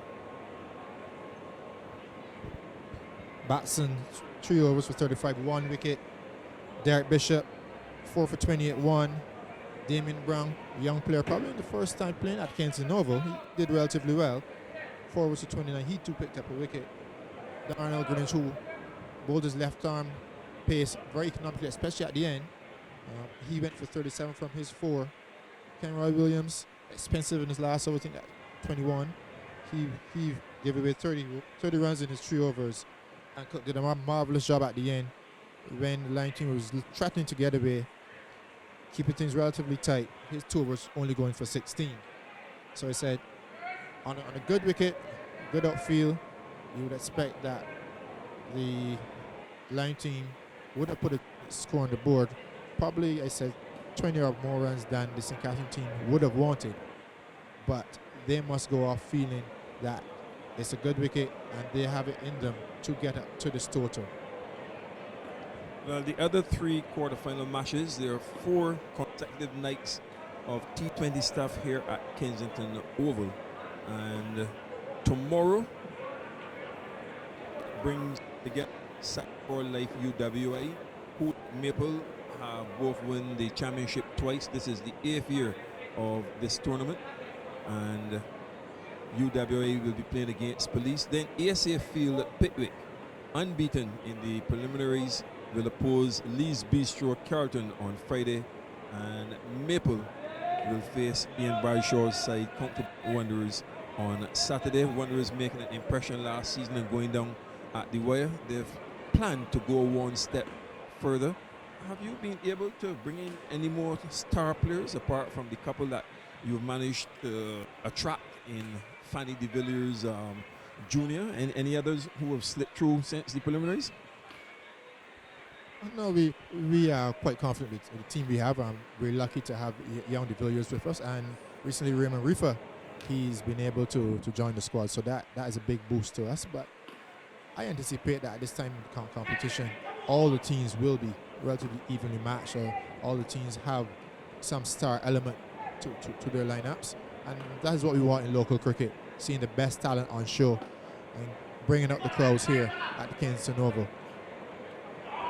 Cyprian Payne, I was making the point earlier in that when I saw this guy a couple times this season for Lime, I watched the game against UWI. That was their penultimate match in the preliminaries, and then also against Foundation at Churchill.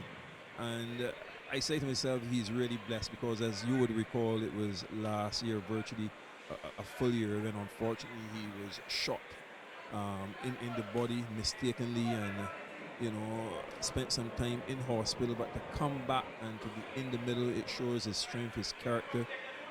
So many prayers would have been said for him, and perhaps his only shortcoming from a cricketing perspective that he's no longer able to keep wicket, which is a special area, but he was always a keeper batsman, and he's gone out at the top for line in this T20 championship this year, and he's had 1/2 century, an unbeaten 53 against Combermere in that thrilling match which went to the super over at Waterford A.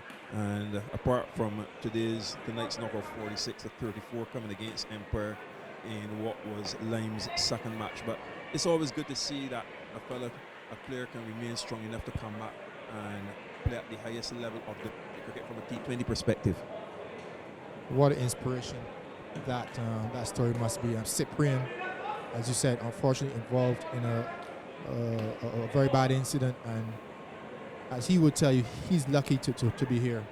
But it shows a strength of character for someone to come back and want to rise to the level that he's risen to in terms of athletic performance.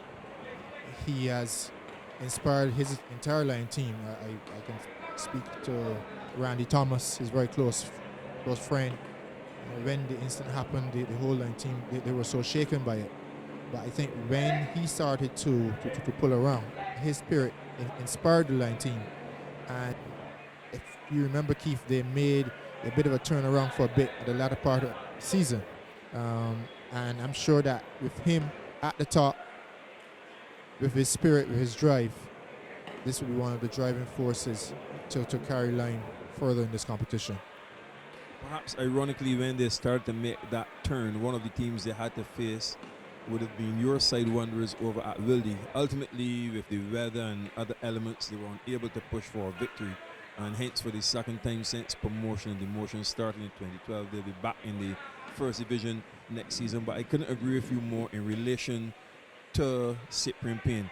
Before I take my break and Lyndon Yard rejoins you, I just want to spend at least 2 minutes with what to expect from the line bowling. And I say that in against the background that generally throughout this season in the T20 Championship, they have had this very strong bias as it relates to off-spin bowling. Only Davian Brank, the left-arm pacer, who quite naturally would have lost his place once the likes of Cummins, Ryan Nurse, and Javon Searles came back, would have lost his place in the side. But you look at their other bowlers, and before this quarterfinal match tonight, Jason Hines, Daley Hurley, Ashley Nurse, Michael Agard Jr., and Dwayne Lynch, all spinners, have been used.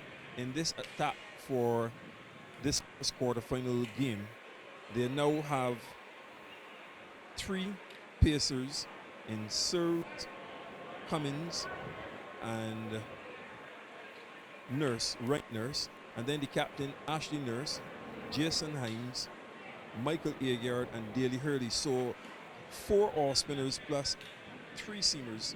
What an excellent all-round attack. Yes, I'm very excited to see what will happen when the quicker bowlers from line take to the field. There's a bit of grass on the pitch, and it'll be interesting to see how that new ball behaves on the surface. The extra pace that the St. Catherine team probably didn't have, the line team will be able to showcase, and it will give a good mix to their quartet of spinners. And I'm sure that they'll be looking to pick up some wickets early. The St. Catherine team, with the likes of the left-handers in Phillips and Rampasad at the top, I know that Cummins bowls particularly well to the left-handers, and with the off-spinners as well that they can use in between, it will be a bit of a challenge to the top order of the St. Catherine team.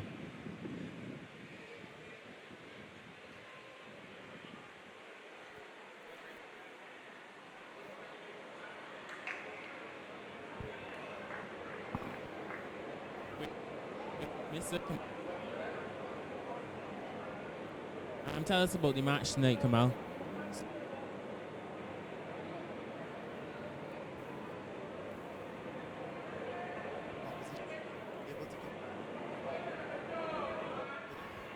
Okay, who are the players to look out for? Well, I know Ashley Nurse be very key here.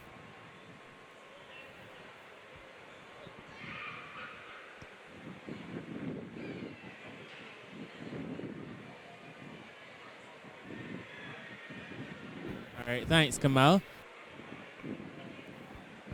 I'm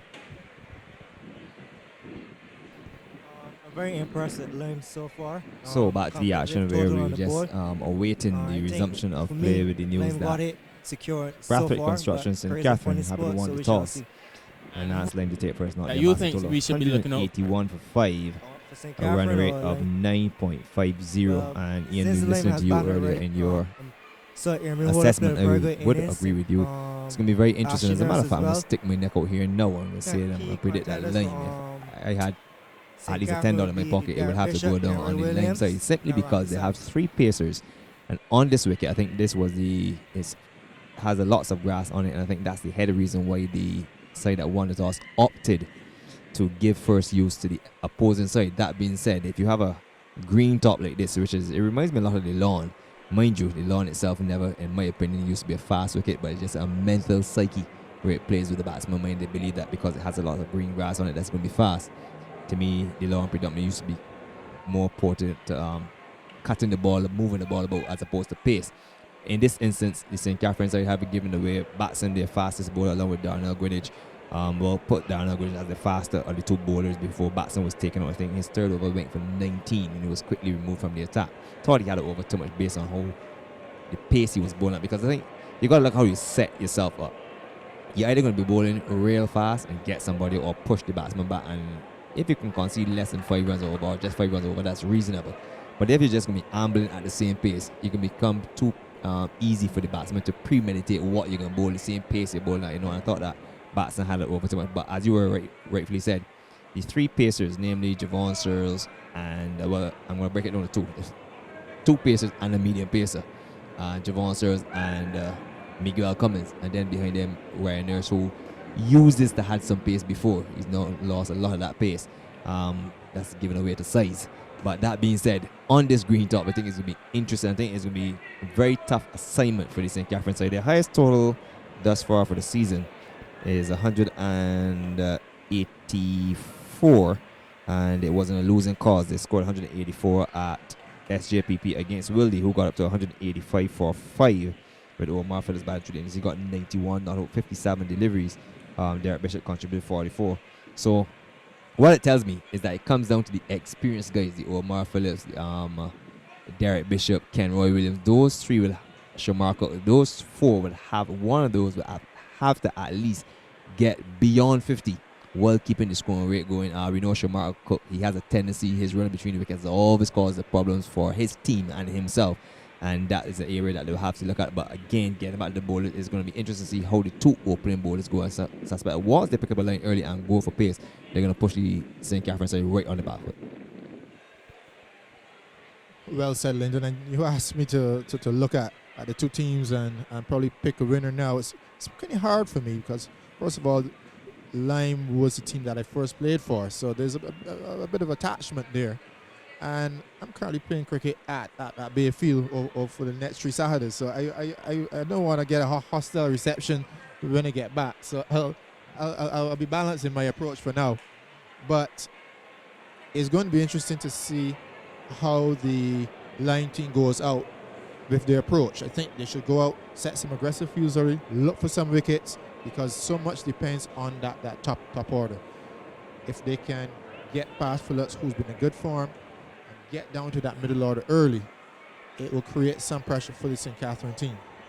That being said, the outfield is running very quickly, and in T20 cricket, it's all about momentum. If you can get the momentum going at the right time, in the middle of your innings in particular, and finish your innings strong, you'll be amazing how quickly you can chase down 181. It's sometimes good to know what you have to go after, and the St. Catherine team will be fully aware of what is required. A good night for cricket as well. It's good to see that the crowd has come out. Traditionally, St. Catherine attracts a very huge support, They love their cricket, and no doubt they'll be multiplied in terms of voice, if not in numbers, if the St. Catherine team gets off to a flying start here. Yes, Ian, I quite agree with you. Very, very nice crowd on hand. I suspect that most of the support will be for the St. Catherine side based in the country up in Bayfield. And they'll be rooting for their side. As I said, they've got them to 184 earlier on in the preliminary rounds. And asked to get to 182. Well, I think it's a simple situation, Ian. You either get them or you don't get them. And that being said, 182 for victory. I said Searles himself and Miguel Cummins, who made the switch from the Barbados Defence Force Sports Program over to Lime, they would want to hit the target early because while they have the pace to utilize the wicket, they still have to get their lines correct. That's very true. And Miguel, even though he has some experience, his returns in T20 cricket has not been fabulous.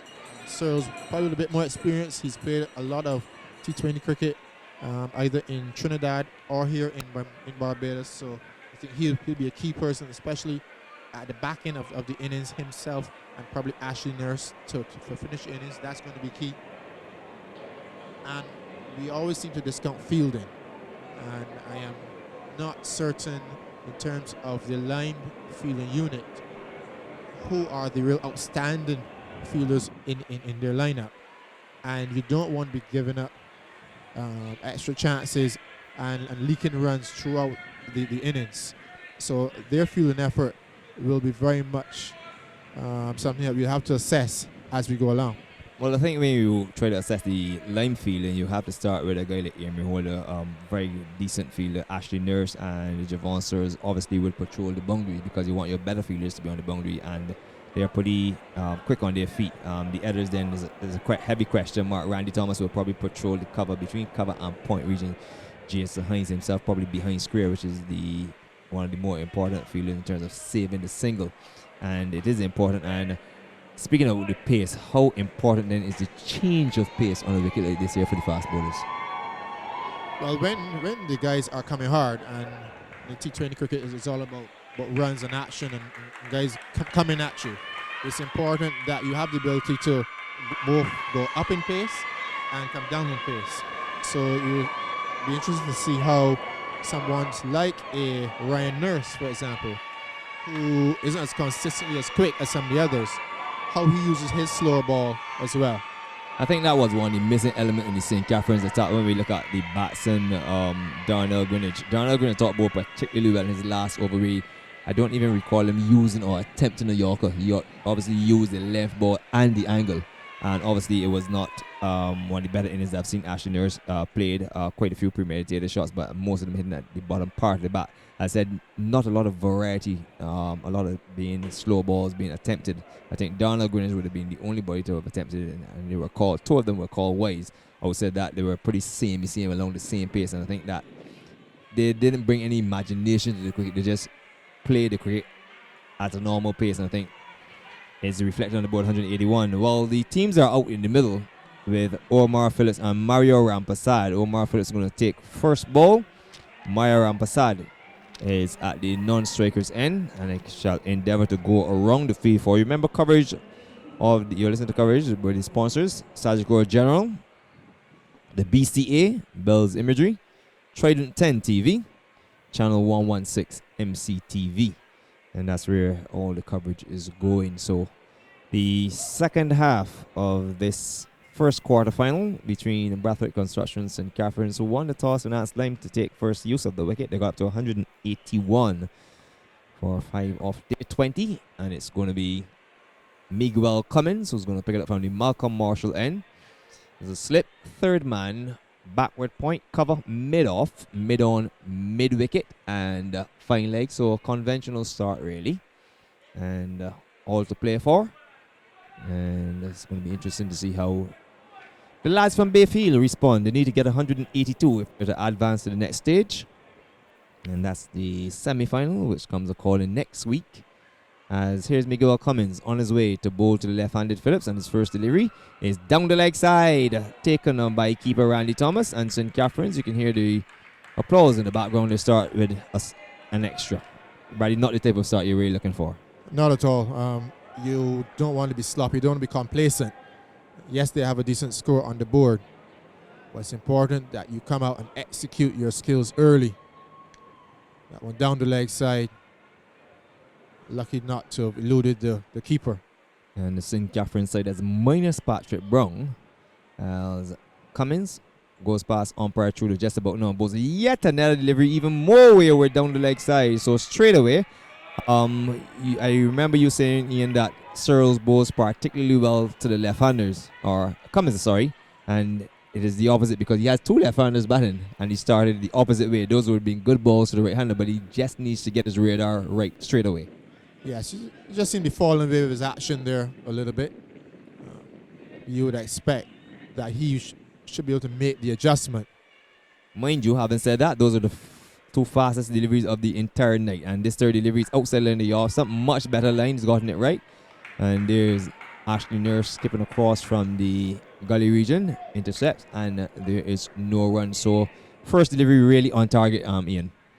Yes, and you really want your fast bowler to be all over the batsman early. You know, it just sets the tone. And you want to see Cummins really running and hitting the deck hard on top of that off stump.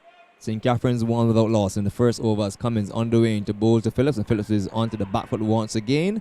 Across comes Ashley Nurse, shadows it, and it goes out to the fielder at the backward point. He fields cleanly, and there is no addition to the total. It remains 2 without loss, 2 wides.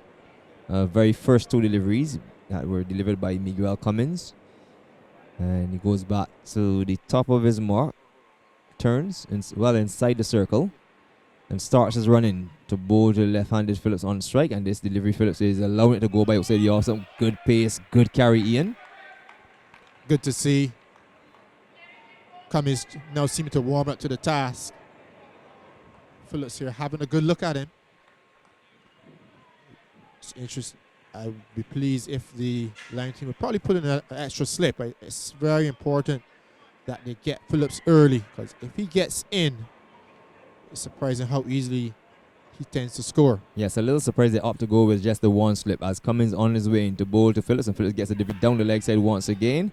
And there is Cummins trying the old trick of trying to collie fox. A lawman by profession, but he'll have none of it. You know when you have infringed the rule. And for the 3rd time in this over, and it's really becoming a mixed bag. 3 without loss in all 3 sundries. These little intangibles as you know, make the difference. And as a budding CPL bowler, he needs to get it right. At this level especially, moves in on the way and bowls to Phillips, and Phillips once again is across his wicket on the delivery, which is under the centre stump, going towards the off stump, and he plays it out to the fielder at the cover region, and there is no run. The asking rate is presently 9.26. The current rate is 4.45. And you always say, Ian, runs on the board always gives the field inside an advantage, because there's always the target to get, and then the asking rate to maintain. Yes, that scoreboard pressure can really add up, especially for guys who are not that experienced. As Phillips waits on Cummins, who goes away from us and bowls a beautiful delivery on the line of the centre stump, a lot closer to the batsman this time. And what we've noticed here, Ian, is that Phillips has not been able in these 5 deliveries that have gone thus far to even thrust his right pad down the wicket. No, not at all. I mean, it's back of length stuff here by Cummins. But Phillips just probably knowing that even though it's 20 overs, scores on the board, he can make up. So he's probably just giving himself an opportunity. And now he drives off the edge, down to 3rd man for 4. And we've said it with the 2 deliveries previously where we've loved to have seen a 2nd slip. And I think this is a situation where Ashley Nurse really ought to have given the young man some more support. You have 182 to get. He starts with the 1 slip, and the final delivery of the first over, a airy-fairy drive by Phillips off the edge. It would have carried comfortably to the right of 2nd slip. That's not the case. There's no 2nd slip, and at the end of the first over, 7 without loss. Phillips on 4, and Rampasad yet to face. But sometimes when you bowl your first 2 balls on the leg side, it's hard to go up to the captain and say, Skip, I want a 2nd slip. But you would anticipate that when you have bowlers of this quality in a T20 match, you need to give them the support early. And We saw there that ball going in a very catchable height through the second slip region. And wickets count for so much in T20 cricket. So it's going to be Javon Searles who's going to pick it up from the Joe Garner end, the northern end of the ground. And no, here's the difference. Javon Searles is being allocated 2 slips as opposed to Miguel Cummins. 2 slips. There's a backward point cover mid-off, actually square leg, fielder behind square, and Miguel Cummins down on the fine leg boundary. There's also a third man out of our view, and this ball is squirted off the outer portion of the bat. They've gone for one. They're going to look for a second. The return comes in to the keeper's end. Not a good strong return from the fielder down there, and they come back for 2. Really and truly, that should have been touch and go.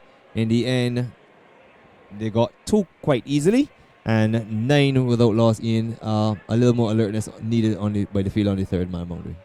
Not the That's best Daly arm Hurley. there by Daly Hurley. Should have done a lot better. I thought for a moment that Rampersad was struggling, but poor return in. He didn't attack the ball either, as Searles on his way to bowl to Rampersad. He has 2 against his name, and this delivery is dry. Oh, lovely shot through extra cover. This is going to run close to the boundary. The field is after. You can give up the chase across the road. Magnificent shot. That's the drive of the night. And with that, Mario Rampersad moves to 6. It is now 13 without loss in. Beautiful cricket shot. Beautiful cricket shot. But wasn't that a lovely half volley that served? Searles served up there. It's oh a gift. My gosh, you can't be serious. You've turned up to play a quarterfinal for your team. If you lose, you go home. Come on, Searles. You got to get with it. On a wicket that offers lots of green. He's at the top of his mark. Comes towards us. Just about goes past umpire Sylvan Leacock. And this delivery is driven straight. Not quite there for the drive. A little bit of variation there. And we're not seeing the pace. These first 3 deliveries from Searles are nowhere near or half the pace of which we saw Cummins in the first over. Not at all.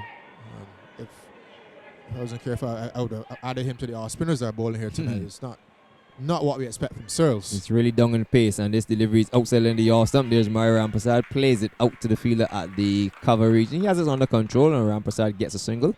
And there's the ball coming off the bat nicely, but once again, yet another half volley.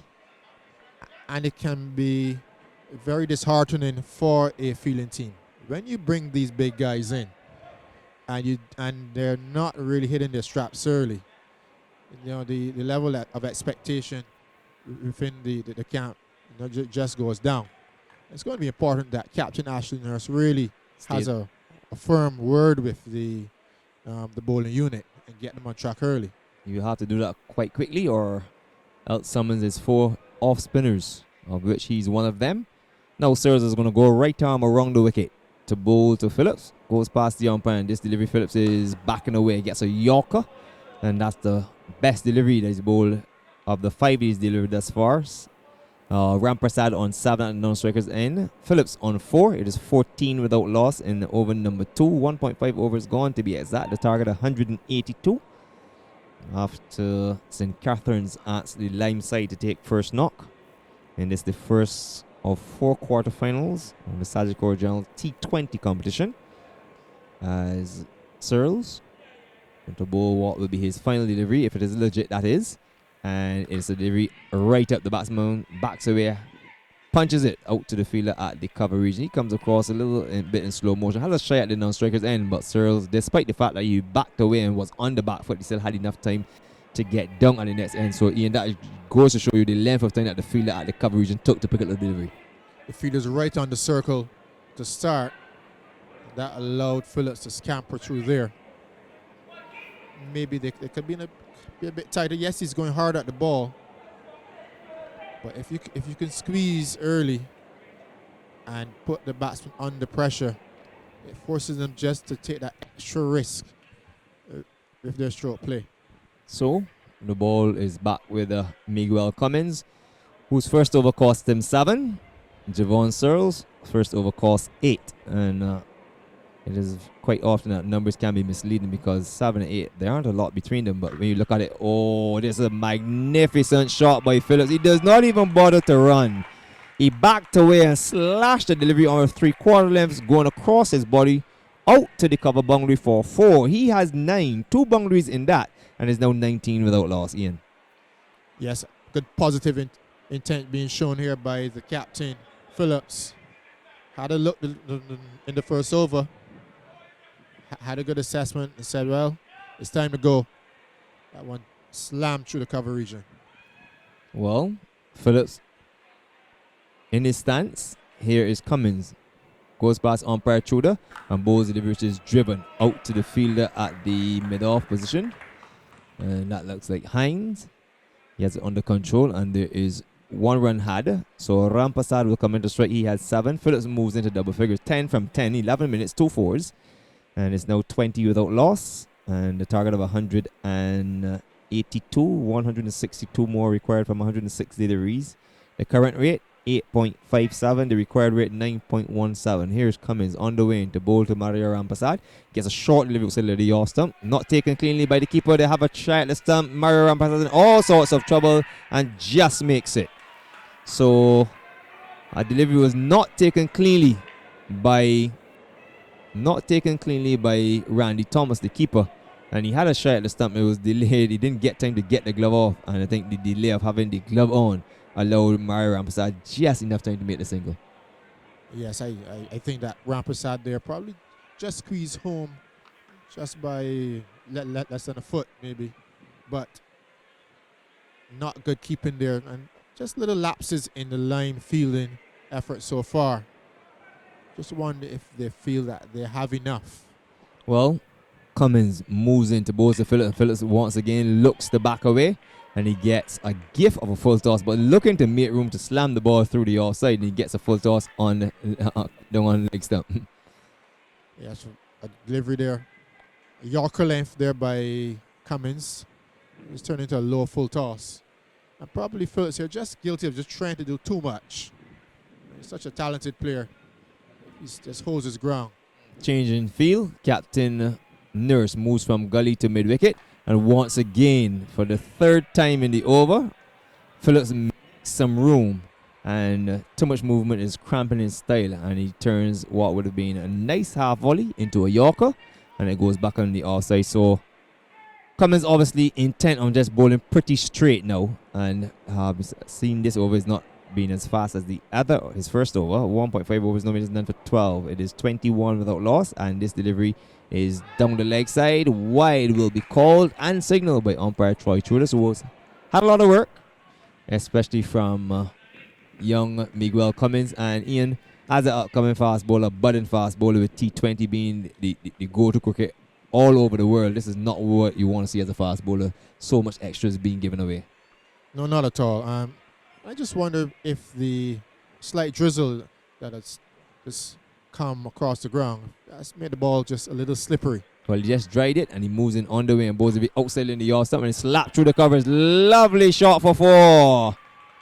Magnificent shot through the covers for 4 by Omar Phillips. He moves to 14, and is now 26 for the loss of no wicket. Phillips on 14 from 13 deliveries. Ramprasad has 7 from 6, and a very faint drizzle, Ian, maybe getting a little stronger.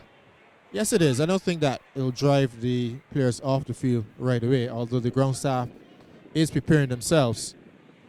But what it does is that it creates a bit of a headache for the bowling unit, because as Keith mentioned before, there are a number of spinners in the Lime outfit, and they wouldn't want to be burdened with a slippery ball. Well, that drizzle getting progressively weaker, I would say, from what I've seen. The umpires are standing firm, and play will continue. It will be Javon Searles, who's already at the top of his mark. His 2 slip has been split. He now has a slip 3rd man. We'll have a backward point, a cover point, a backward point, and a straight point. So we'll see where Ashley Nurse settles. And it's going to set a wide backward point. There's a standard point, cover, mid-off, mid-on, and a deep mid-wicket on the boundary as Searles is on his way to Ramprasad, who gives him the charge and drives it up to the fielder. Has a shot at the stumps. High, the return comes in. And that looks to be Cyprian Payne patrolling the mid-off position. And 1 run had, 27 without loss. So no real alarms thus far from the Lime side. But obviously, having watched the first over very carefully, Omar Phillips and Mario Rampasad, who seems to be in an aggressive move, just having given the ball a charge, they seem to be settling down pretty nicely. 27 without loss. Phillips back on strike. He has 14. And there is a delivery where the edge is found, and it bounces in front of the slip. So slow delivery, some variety as Javon Sears continuing around the wicket to the left-hander in Omar Phillips, and slow delivery and backing away once again. Ian, this seems to be his policy, is just to make room almost every delivery now. He settles into his stance. We see how long he stays there as this delivery tucks him up. He works it into the leg side where there's a wide gap, lots of open land, and the batsman will pick up one. So he gets off strike, carries him to 15, Rampasad onto 16. And how important is rotation of the strike? All formats like cricket, not only T20. Well, it's even more so when you have the fielding team right back on the circle. And once they just drop the ball, they can pick up that single. Yes, you look for the boundaries, but you must be able to stop the ball and get a single as well. And now Rampasad is stopping this delivery, which is pretty close to the bat on a kind of like a half volley, but he didn't have the room to elevate his arms and play the ball back up on the offside. The bowler picked up on his own bowling. 1.4 overs, no minutes, none for 10. Cummins, 2 overs for 17 runs. I suspect he will be removed after that last over, as Sears is on his way to Rampasad, who's drives. Oh, glorious shot! Magnificent shot through the extra cover region. He just put the right foot down the wicket and threw the bat through the line of delivery. And as you would say, Ian, a glorious half volley. 32 without loss. Very much so. And this guy is an excellent player through the offside Rampasad. He said just give himself a bit of room and open up the offside field. Well, it was a shot worth opening the shop doors anywhere down Baxter's Road. 32 without loss. Rampasad into his stance as Sears is into him, gets a short delivery, and he loses a diving. Randy Thomas down to the boundary for 4. Let's see if there's a signal from the umpire. That's 4 runs. So a very good comeback delivery. Randy Thomas diving full stretch to his right, unable to pull it down after Rampasad just fended delivery off the ribs, and he goes to 16. Phillips has 15, and at the completion of the 4th over is 36 without loss. Lime having made 181. St. Catherine's needed 182 for 36 without loss. 15 to Phillips. 16 is Mario Rampasad. The current rate is 9, and the required rate is 9.13. So they're just about within striking distance, Ian. A good start here by the St. Catherine team. And I just wondered if the presence of these star players forced Ashley Nurse just to change his strategy. We spoke before of the amount of spinners that they had, particularly in the preliminary round. And I'm sure that they would have gone to spin a lot earlier in some of the other games, opting this time to go with more seam. But maybe they could have employed one of those spinners in one of these overs a little earlier, just to give it a little bit of change of pace. Well, I will have to agree with you because clearly it hasn't worked. Cummins has gone at 8.50 and Javon Sears 9.00. So clearly at this level you will want to be hovering around 5, even as fast bowlers at this level. Maybe 9-8 will be accepted at the higher level where the batsmen are much more accustomed to it. But Ryan Nurse is into the attack, and his first delivery is absolutely awesome and banged out to the fielder at the point region. He comes across to his left, intercepts. That looks to be Emery Phillips, and they will take 1. Emery Holder, sorry. God bless Emery Phillips in his graves. And 16 is Maher Rampasad. Also Omar Phillips on 16. Rampasad comes in the strike. 37 without loss. Nurse operating from the Malcolm Marshall end. Goes past umpire Troy Chuda, just about now. Bowls to Rampasad. Gets a short delivery and attempts to hook. And I think that he might have been through the shot too early, and Ryan Chicken Breast Nurse is very, very disappointed and screams at the umpire. Not towards the umpire, but in that general direction. He's totally confused as to why it was called a wide. Ian, your thoughts on that one? 38 without loss. Not necessarily the call by the umpire, but the response of the bowler. Well, you're not going to get the better of umpire Tudor. Whether in this uniform or in his 8-4. So you got to live with it. A bit harsh, but cricket goes on. I will have to agree with you as Rampersad waits on Nurse and gets a short lead, and this time he bangs it through mid wicket. It will go pretty close to the boundary. The ball is going to trickle close to the rope. It should be overhauled, and is done so by Miguel Cummins. They're going to turn and come back for 3. So Ryan Nurse overusing the short delivery at his pace at this stage in his career, and Rampersad capitalizing. He picks up 3, moves to 19. 16 is Omar Phillips, 41 without loss in the process of the 5th over. 4.2 overs gone. Yes, that one there just sat up. Rampersad obviously looking for it. I guess he'd be disappointed that it didn't go all the way for 4. Phillips a far better puller than Rampersad, so I would not advise Nurse to try the same strategy to Phillips. Well, we see how he goes. He has a 5 or 6-3 field, and he moves in on the way and bowls to Phillips, and Phillips is driving outside in the off stump, doesn't make contact, through to the keeper. Changing variety there once again by Ryan Nurse, and he's known for bringing this to the party. Ian. Yes, and what was interesting there was a bit of shade that I want swung in. One of the few balls that actually we've seen swing so far from the line bowlers. So it should probably just encourage him just to keep that ball up on a fuller length.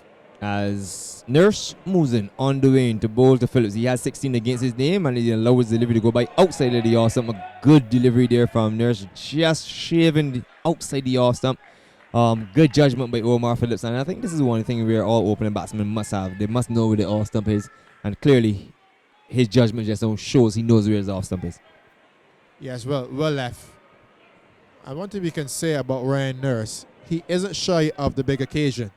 As a matter of fact, he lives for the big occasion. He has a big heart. Not only is he a big man, as he moves in with 14 on his back, and this delivery is outside in the yard and pulled through mid wicket. It was going to go pretty close to the boundary. Once again, Miguel Cummins has a long chase to the boundary. They're going to turn for 1, turn and come back for 2, and they're content with 2. So the return comes in, pulled down by Ryan Nurse, and 2 more to Phillips, carries him to 18. Rampersad has 19, 43 without loss. The target 182.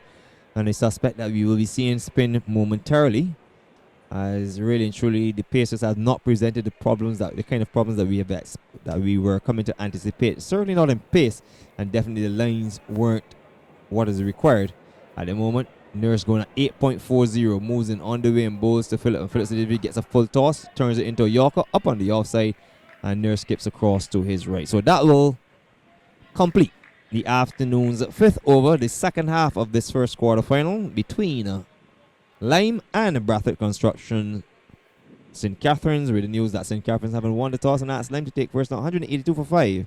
In response, 43 without loss after 5 overs. Coverage brought to you by Sagicor General, the BCA, Bell's Imagery, Trident 10 TV, Channel 116, MCTV, and is also live streaming now on the BCA website. And Linda, I must say, it's wonderful that we are getting this commentary being sent out to homes all over Barbados, and as you said, going out on the internet as well. The reach now of the international, of local sport and technology has really driven it. I'm sure that there are some persons maybe in some far corners of the world right now who have the privilege of seeing cricket here at Kingston Oval. And they'll be watching Ashley Nurse, the Lime captain, who is introducing himself from the Joel Garner end, and his first delivery is stroked back on the onside by Mario Rampersad. And you know, in Barbados we tend to be the trendsetters, and I'm sure that many of our friends in the different Caribbean islands are picking us up and watching the cricket and getting live coverage.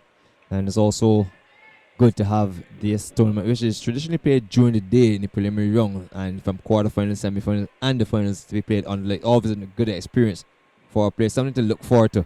44 without loss as Nurse is in, and Omar Phillips is working his delivery past the fielder at the straightish mid-on position.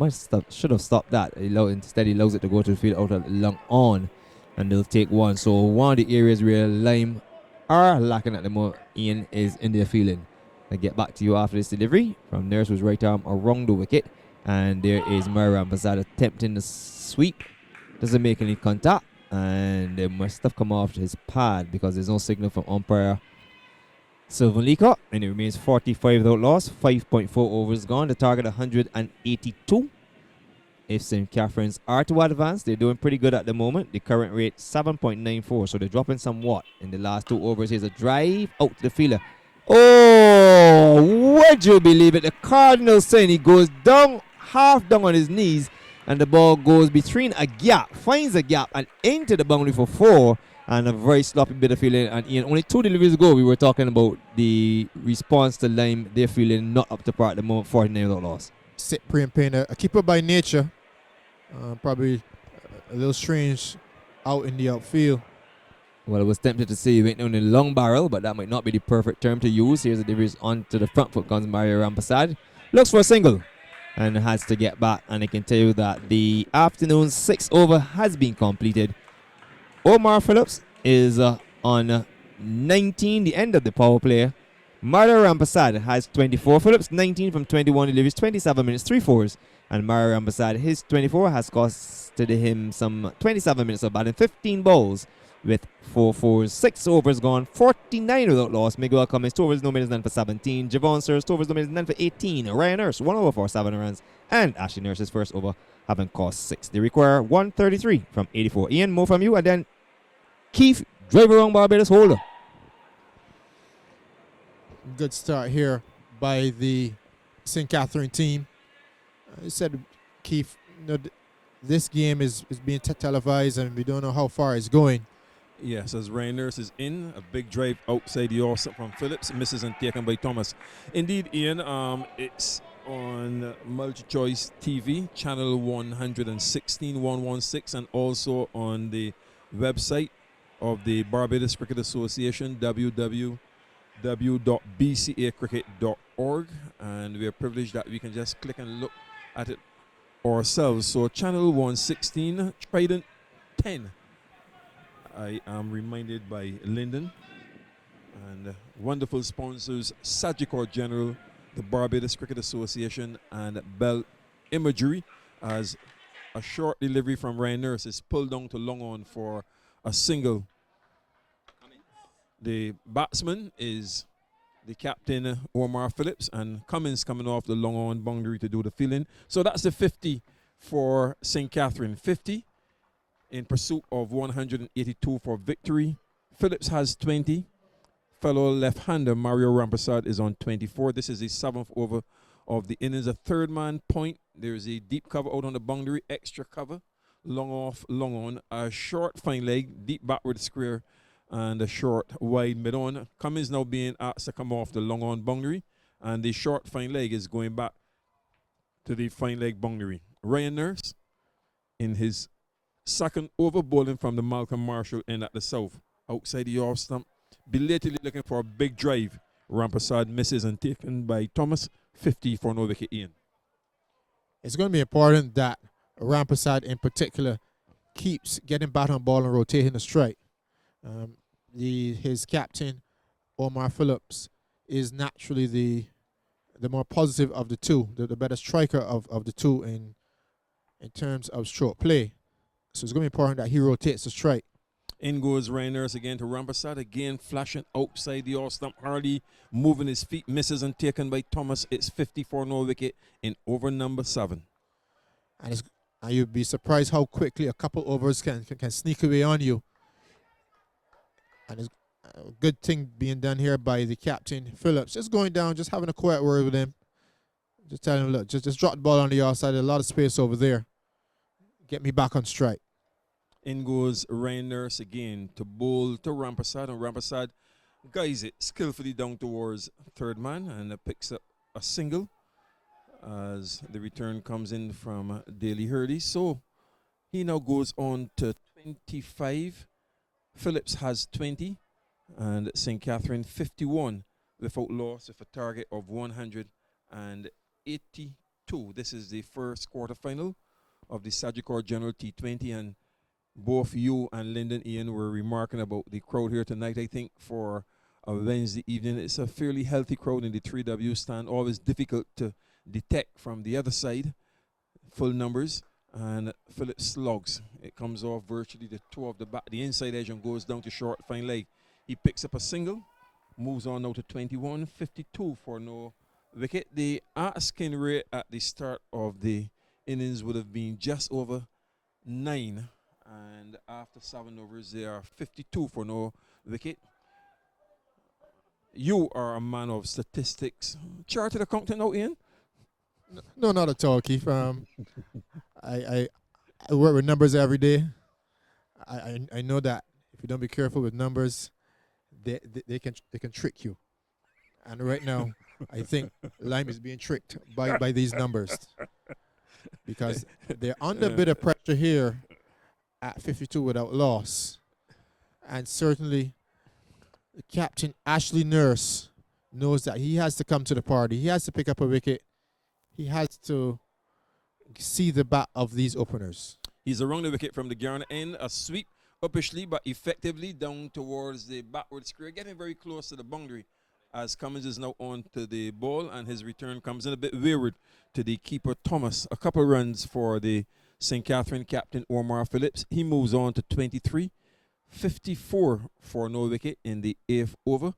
Ashley Nurse is in his 2nd over, has conceded 8 runs.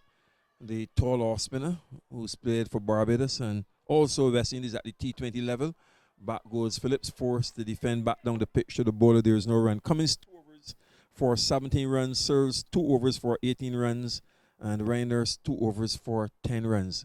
Ashley Nurse is in, and Phillips sweeps down towards the backward square as Cummins comes in to do the fielding, brings the keeper Thomas forward into his gloves. 24 now, Phillips, 25 Rampersad, 55 without loss. Their target is 182 as Ashley Nurse is in and turned down towards short fine leg. They scamper quick single and they get home as Searles fired it at the keepers end just past Thomas. So singles come in at the moment, but boundaries would be necessary for St. Catherine. 56 without loss as Ashley Nurse still bowling around the wicket from that Joel Garner end at the north, and a sweep down to short fine leg fielded by Searles, who earlier in the over was at slip. There is no run. Line made 181 for 5 after they were sent in. Cyprian Payne at the top score with 46 from 38 balls, 4 fours and 1 6. As Ashley Nurse, the captain, is in again, and a drive powerfully over the head of the bowler down towards long off, and they've taken 1, and that's all they will get. The return comes in, passes the bowler, picked up by the keeper Thomas, and Ashley Nurse completes his 2nd over. 11 runs against his name, 57 for no wicket. 8 overs have been bowled. St. Catherine needing 182 to win. In a T20 game, teams tend to look to target certain bowlers. And I believe that what you saw in that over there was the St. Catherine team just respecting the ability of Ashley Nurse, willing just to pick him off. And it's going to be interesting with the seemingly introduction of the 5th bowler, how the St. Catherine team may seek to accelerate. You did mention the likes of Daley Hurley and Michael Agard.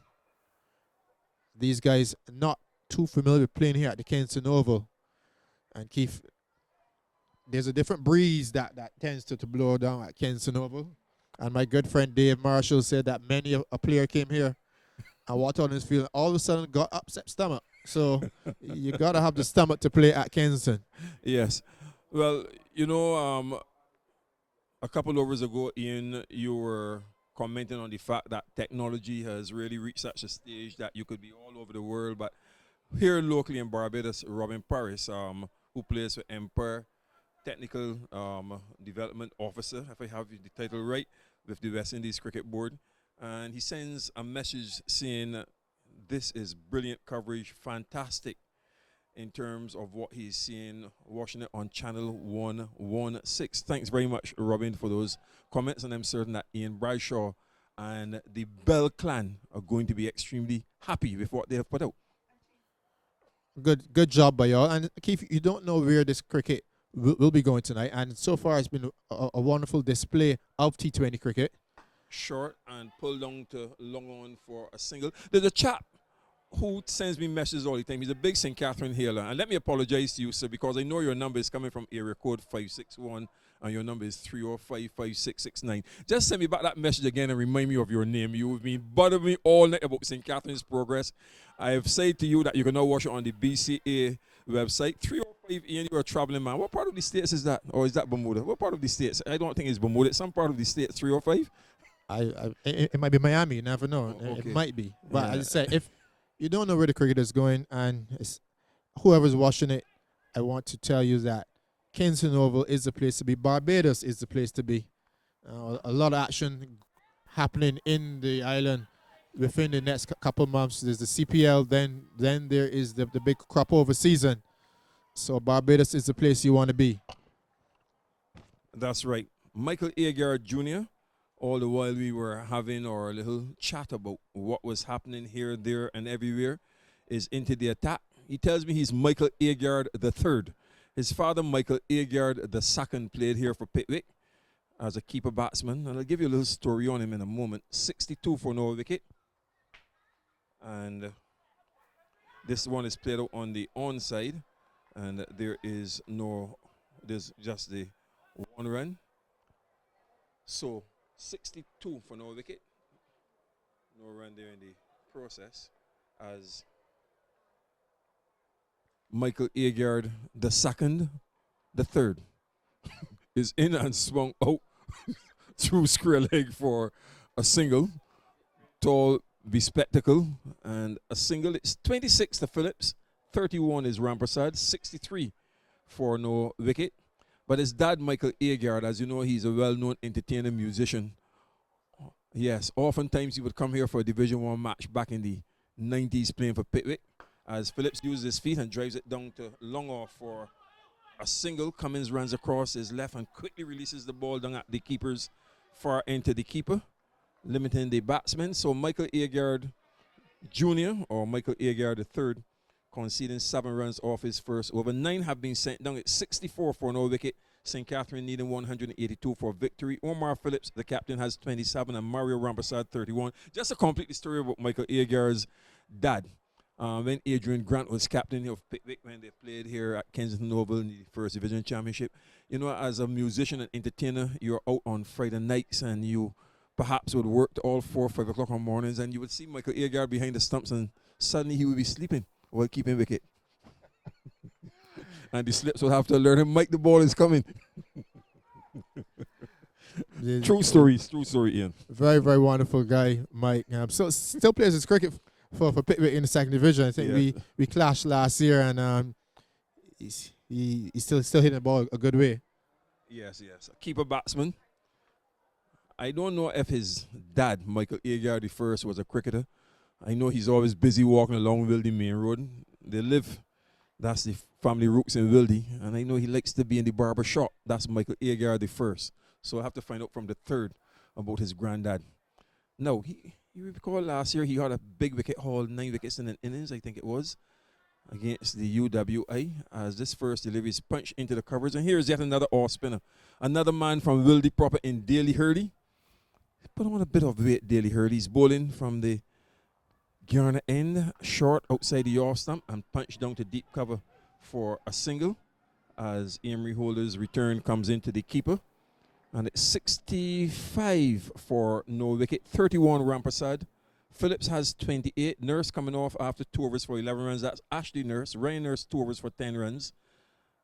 Cummins 2 overs for 17 runs. Sears 2 overs for 18 runs. Michael Agard 1 over for 7 runs. And Daly Hurley, the third off spinner in the Lime side, having his first over for this delivery. It's pushed out by Rampersad for a single just behind square as Agard moves around to do the fielding. So 66 for no wicket. We are coming up to the halfway stage of the innings, Ian, so it means that in the last 10 overs, St. Catherine will really have to do some ball beating. If they're, say, around 70 after 10 overs, they will still require another 112 in the last 10 overs, and the scoring rate is mounting. Importantly, there are wickets in hand, so batsmen can chance their arms. 66 for no wicket. And Daly Hurley goes in to bowl to Phillips, and Phillips advancing, tugs it down towards mid-on, and that's a good save and a chance for a run out. I think he just gets back, but the fleet-footed Javon Searles diving away swiftly to his right from that mid-wicket area and effecting the save. Umpire Sylvan Leacock just putting the bails back on as Phillips also slots his helmet back on his head. Had that very nasty knock at the non-strikers end towards the end of last season, playing for Barbados against the Windward Islands in St. Vincent. The ball was struck by Shea Hope, the new West Indies batsman, and it put him out of action for the rest of the season, Ian. Yeah, so a terrible blow by Phillips. But Keith, what I've seen in the last 3 hours or so is that the St. Catherine team have gone away from their strength. These two players are good enough to hit the gaps and pick up the twos and so forth. They're now just trying to muscle the ball, and they're not picking up the boundaries. I think we've gone almost 30 balls since the last boundary. So they're just putting some pressure on themselves, leaving probably a little bit too much to do in the second half of the innings. Yes. Well, you see, the power works, and my friend has responded to me in a jiffy on WhatsApp, short and pulled wide of long on, a diving attempt, and in vain as it goes into the boundary. A welcome boundary for St. Catherine as well, as 10 overs have been completed. The score is 72 without loss, with Omar Phillips, the captain, on 34 from 36 balls with 4 boundaries. The same number for his opening partner and fellow left-hander Mario Rampasad, who is on 32. It doesn't make sense that we're not playing for And my friend has said to me, yes, reminding me that his name is Patrick Barrow from Florida. A very special good evening to you, Patrick, and I'm happy that you're now being able to follow the streaming live on the BCA's website, www.bcacricket.org. He's a ranked Philippine in terms of supporting St. Catherine, and you know how they tend to get on in that part of the world, Ian. Are you coming from St. Philip?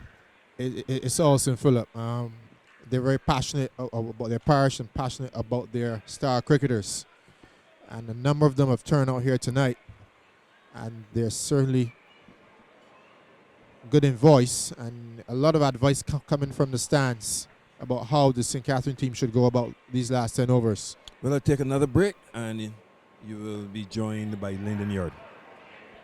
And this first delivery, thank you, Keith, is worked up on the offside.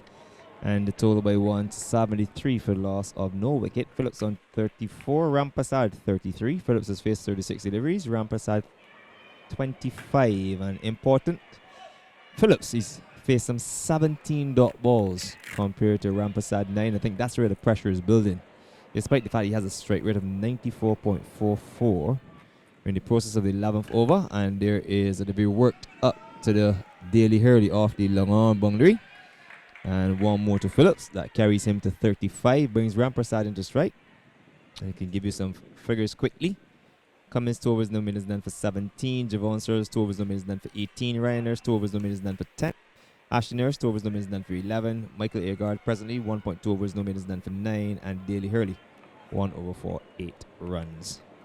And I'll give you the equation, as this is a delivery which is knocked down by the fielder at point. Brilliant bit of fielding there by Ryan Breast Nurse. He has breast written on his back. Doesn't like to be called that, but he has breast written on the back. So once he's written on the back, I suspect that it's okay to call him that. You know, he's an ardent Chris Gayle fan. As this delivery is tucking up young Phillips, and the equation is 107 from 56 deliveries. The current rate, 7.03. The required rate, 11.46. And Ian, this is where they begin to climb Mount Everest, so to speak. If you don't be careful, that run rate will get up very quickly.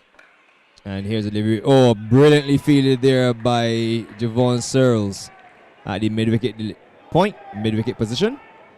And throwing himself to his left.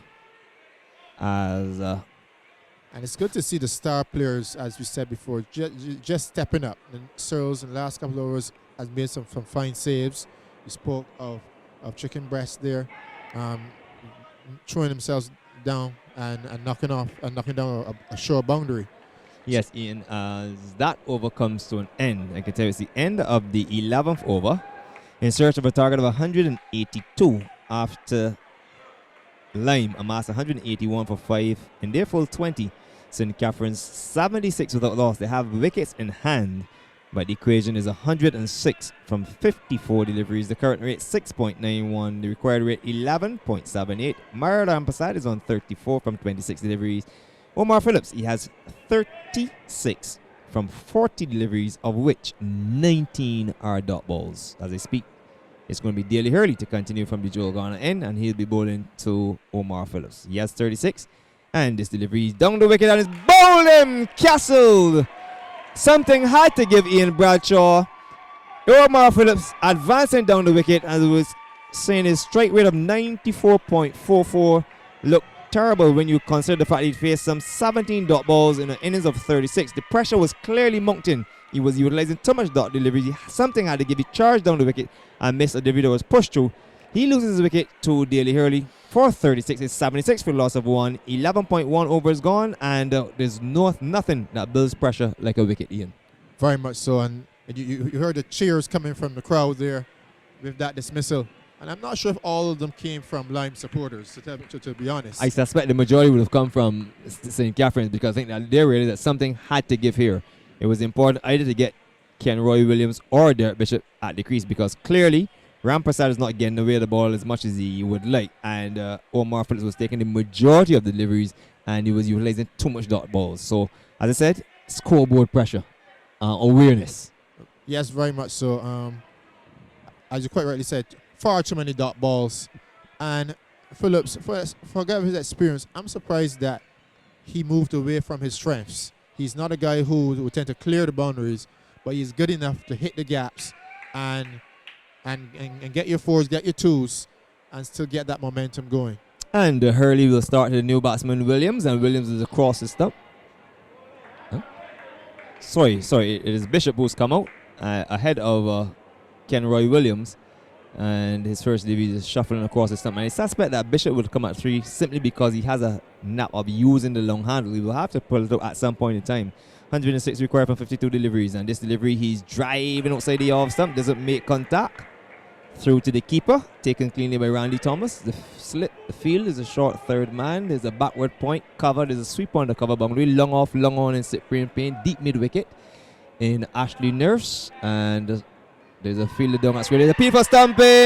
And there goes the right index finger of Troy Tudor. And anytime a policeman puts up his hands, action is supposed to stop.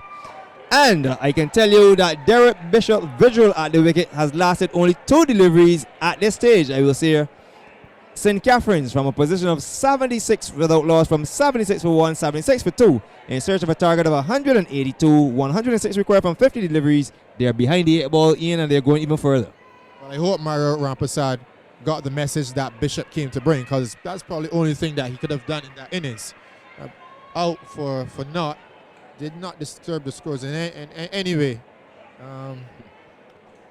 That is a big blow for the St. Catherine team. Obviously, Bishop sent to push up the run rate. That didn't happen.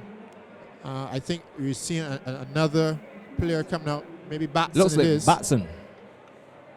And it looks to be Ulrich Batson.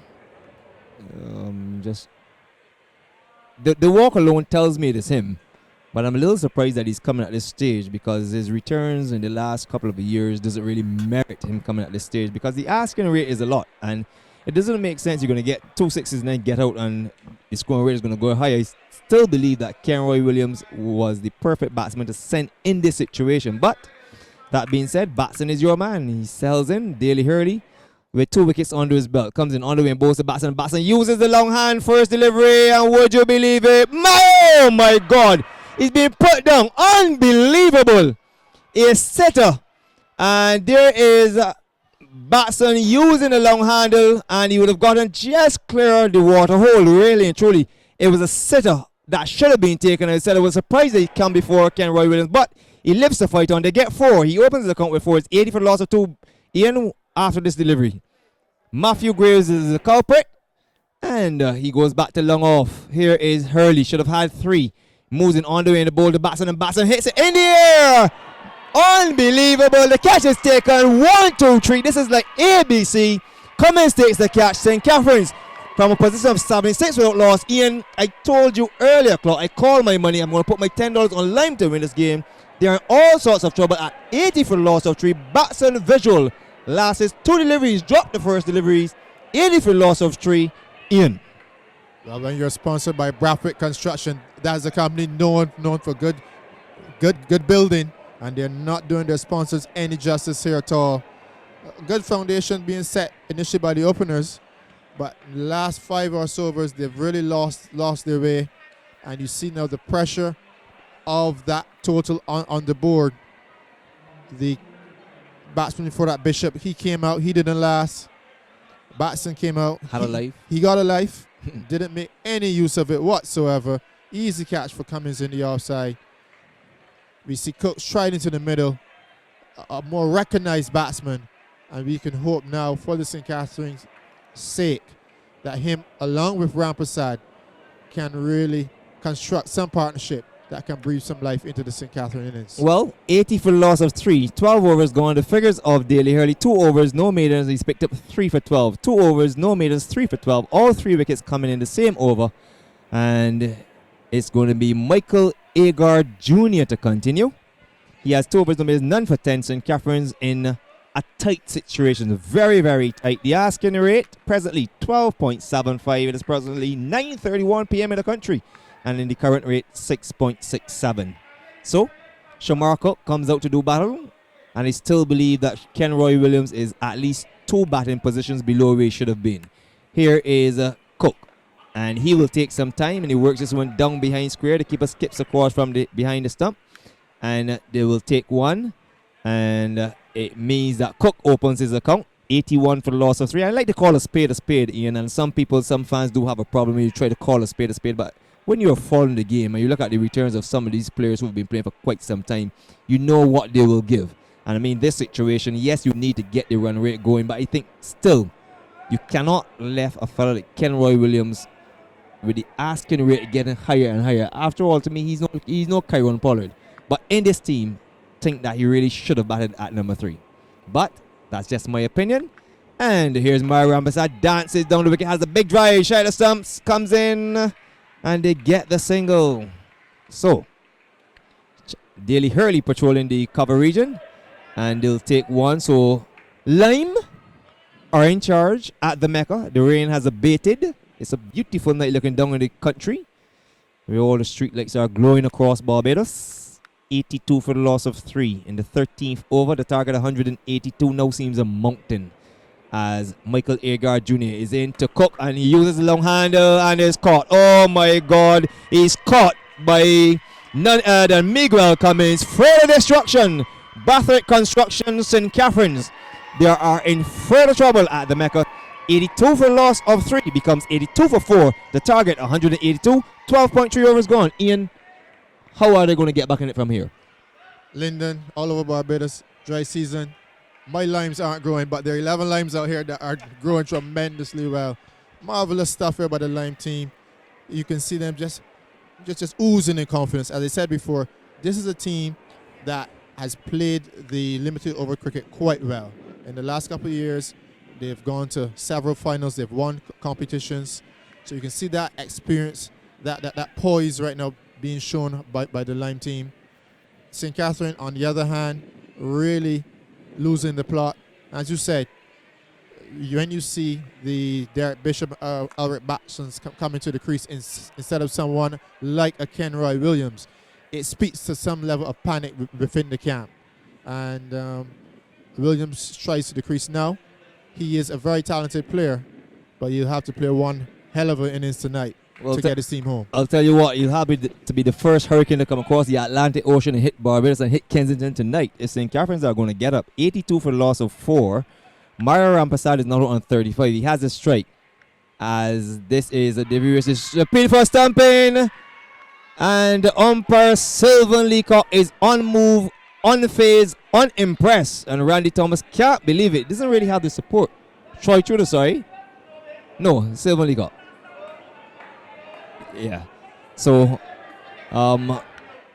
He didn't have the support. Interestingly enough, he didn't have the support of his fielders, especially the fielder over at the point region. Nonetheless, the action continues. Michael Airguard Jr. moves in on the way into bowl to Mario Rampasad. He has 35 and he slashes outside the awesome, doesn't make contact. Further pressure.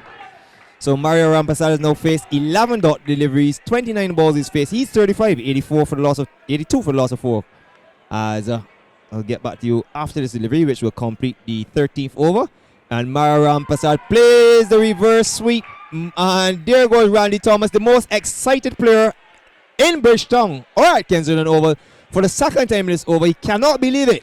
But, Ian, I will left you to describe that. I can tell you at the moment, at the end of 13 overs, is 82 for the loss of 4. Mario Rampasad has 35 from 30 deliveries. Kenroy Williams is yet to get off the mark. The equation 100 required from 42 deliveries. Ian.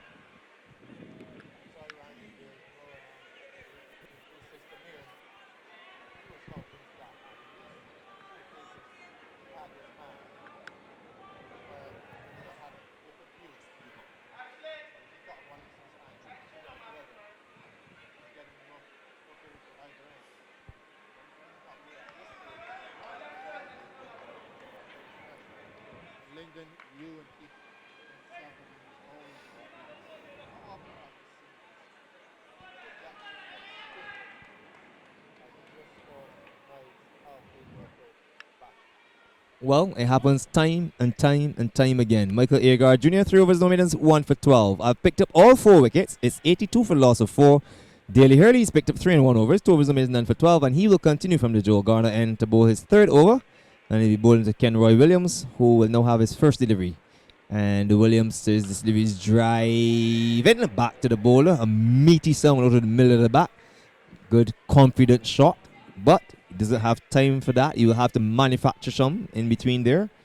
100 from 41 deliveries. That's the requirement. As Daley Hurley is on his way in bowl to Kenroy Williams. He goes outside the awesome, flashes, doesn't make contact, through to the keeper. Further pressure. So 2 dot balls to Kenroy Williams. And St. Catherine's, they are batting themselves into a hole. They say a hurricane can pass, but you have to pass the eye first. The tail can always turn around. There is Williams being missed up. And for all the excitement that Randy Thomas has had in the last over in particular, he's now missed an easy stumping as Kenroy Williams lazily went past that delivery. Played outside it. It is 82 for loss of 4. And this delivery stands up tall, goes on the back foot. And Ian, now this is a sign of frustration. That shot alone tells the story of the mindset of Williams.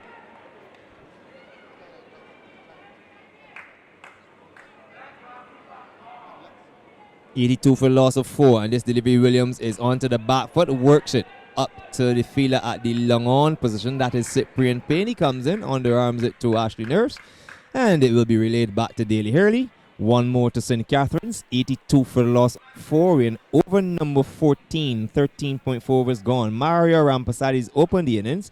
He's faced 30 deliveries. He has 35 against his name, 12 dot balls included. And the left-hander waits on Hurley, who's operating from the Joe Garner end. Passes umpire Sylvan Leacock on both. Mario Rampasadi slashes square out to Amory Holder at the cover region. And his return comes in on the bounce. One more to Rampasadi, moves him to 36. A product of St. Patrick's, and that's an area that has produced Collis King, Anderson Cummins, Ezra Mosley, Sylvester Clark. And it could just go on and go on, but Lyndon Yard, that's the head reason I know him.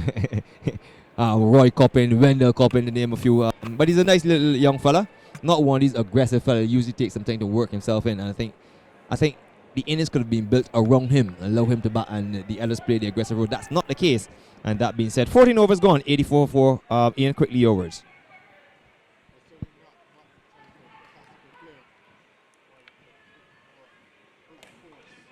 Well, he works his delivery up to the fielder at the long on region. That is Jason Hines.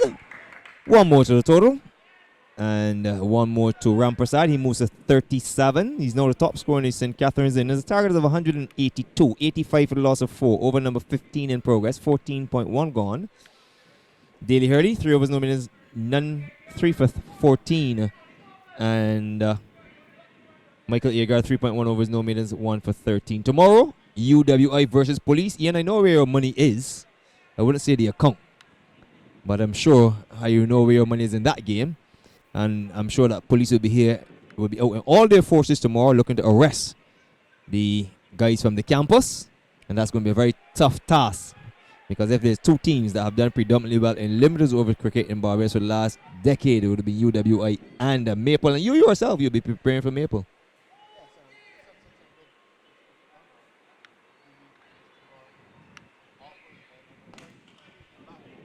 On the bounce is Williams down to Miguel Cummins. Thinking of two is Kenroy Williams have to get back.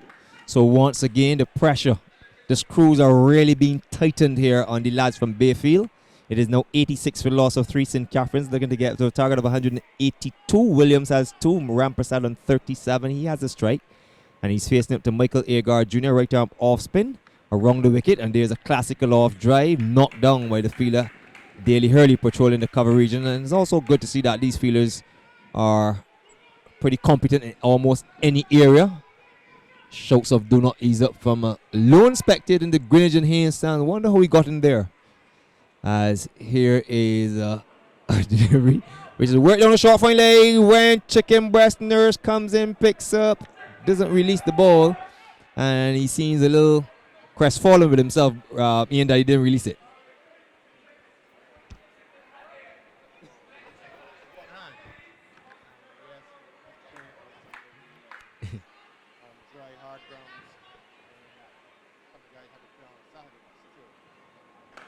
Williams in the air, goes around. Here comes Miguel Cummins, takes the catch. St. Catherine's are in further trouble. 87 for 4 becomes 87 for 5 as Kenroy Williams dances down the wicket. We've had several slight drizzles of rain, but I can tell you there's no rain here at the Mecca. It is only rain in wickets.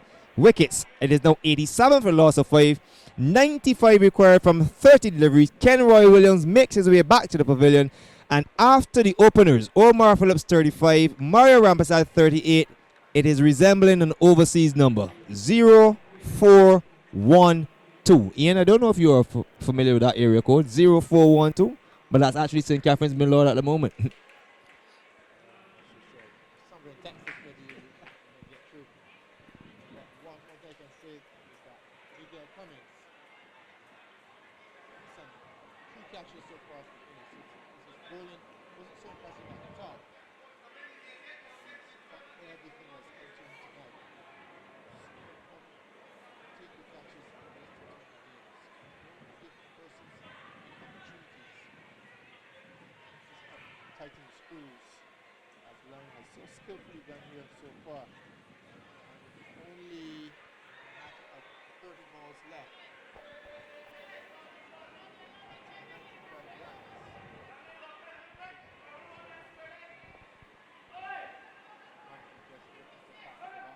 Well, it's going to be Darnell Greenwich that's come out, and I can tell you the batting to come. Shad Proverbs, Shane Proverbs, Damian Brown, and Damian Hoyt. And I can tell you, from a batting perspective, in the air, straight down to the long off region, the fielder comes across to his right. That is Cyprian Payne. His return is on his way back to the bowler's end, and the batsman take 2.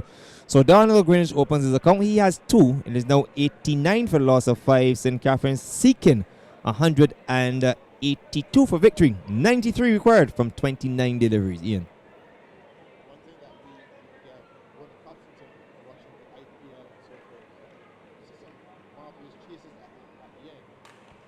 And in the air, there goes Miguel Cummins once again. Catch number 4. Would you believe it? Miguel Cummins is having a field night. He's bowled 2 overs, no meters, 9 for 17. He's taken 4 catches. And I can tell you, I've picked up 5 wickets. It is 6 wickets, sorry. It is 89 for loss of 6. Greenwich goes back for 2. Rampersad has 38. I'm not so sure that Keith Holder will probably want to come back here because you would believe that I'm working for Lime. I've picked up 6 wickets. Ian, 89 for 6. Can they come back? 15.2 overs gone.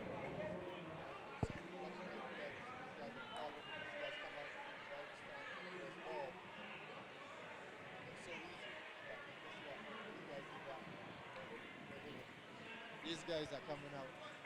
There's no way that they're going to come out and just hit the ball in the stand like that consistently. Greenwich there trying his best to clear the boundary. Only succeeding getting the ball to point. That's not a 6 even at YMPC. Well, you call it a saucer 6 when you're playing at YMPC, or you say you hit it to the water hole. So St. Catherine's Middle order continues to collapse around Myra Rampasad. Derek Bishop didn't score. Albert Batson made 4. Shamar Cook made 1. Kenroy Williams made 2. Darnell Greenidge out for 2. And the new batsman in is Shad Proverbs. He's at the non-strikers end. Myra Rampasad has a strike. 89 for the loss of 6. And Rampasad is working this one into the mid-wicket region. There's Javon Searles across to his left. And Rampasad will pick up his 39th run in his 35th delivery. 66 minutes of batting, 4 fours. He's survived some 13 dot balls. 90 for the loss of 6. 15.3 overs gone. The extras are 7. 1 by, 1 leg by, 5 wides. As Daly Hurley to continue. Michael Agard has completed his quarter 4 overs, no minutes, 2 for 15.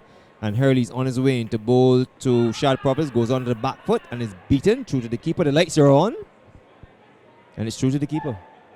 90 for the loss of 6. 92 required from 26 deliveries. I guess you can start the countdown now.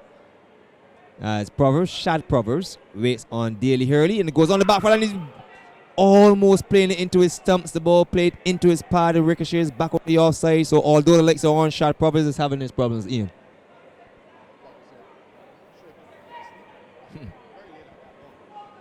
Well,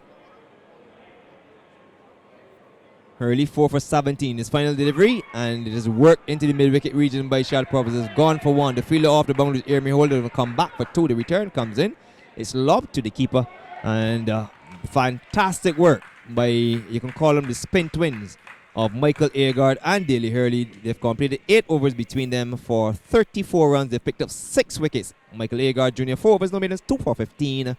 And Daly Hurley 4 overs, no meters, 4 for 19. Interestingly, Ian, for the first time tonight, the economy rate of Daly Hurley 3.75 and Michael Agard Jr. 3.75 his economy rate, and Daly Hurley 4.75. They've really combined to stifle and further push St. Catherine's behind the 8 ball. 92 for the loss of 6. 16 overs gone.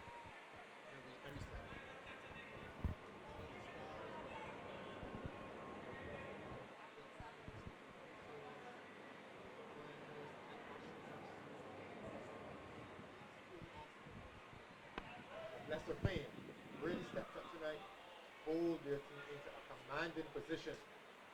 It's now just left the icing to put on the cake. These last 4 overs from 9, sure they'll be looking to wrap up this in before that. So it's 92 for 6.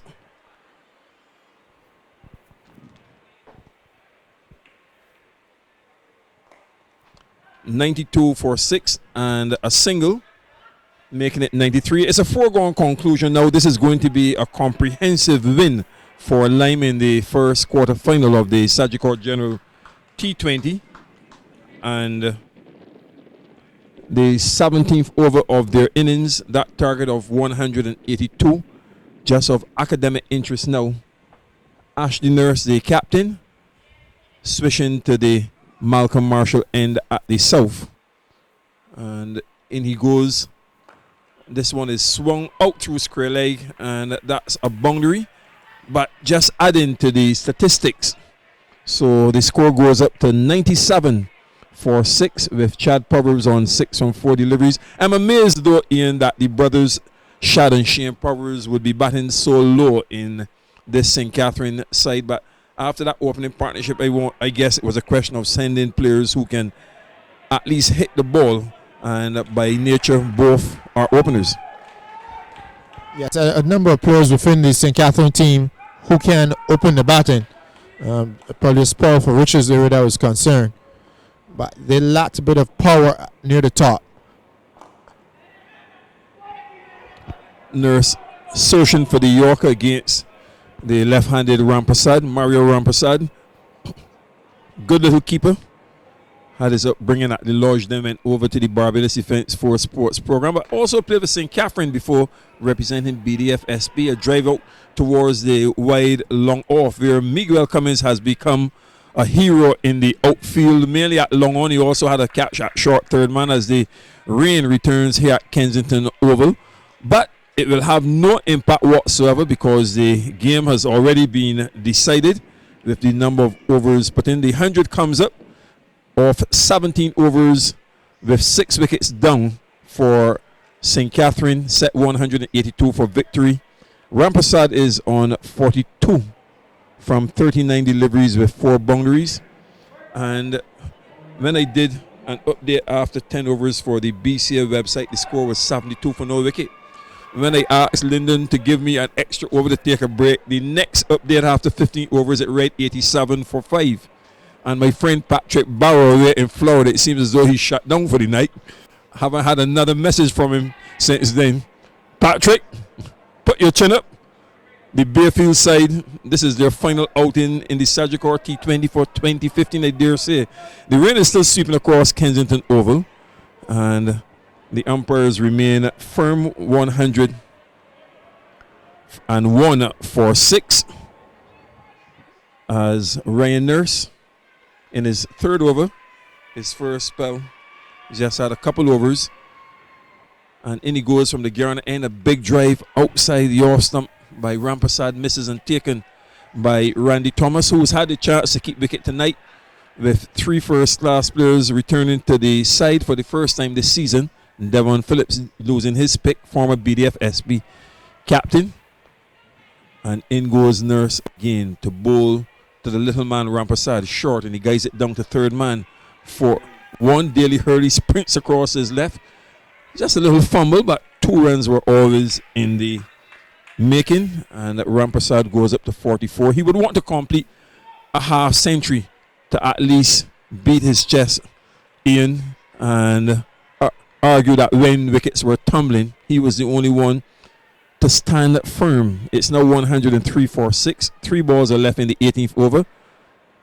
Still that drizzle coming across the field, short. He has a swish at it. Slow delivery from Nurse, misses and taken by Thomas. 103 for 6 with Rampersad on 44 and Shad Proverbs 8. A sorry looking scorecard after the Captain Phillips was bowled by Hurley for 35, following a first wicket stand of 76 in 11 overs and 1 ball with Rampersad. Derek Bishop no score, Eric Batson 4, Shamar Cook 1, and 2 each to Kenroy Williams and Darnell Greenwich.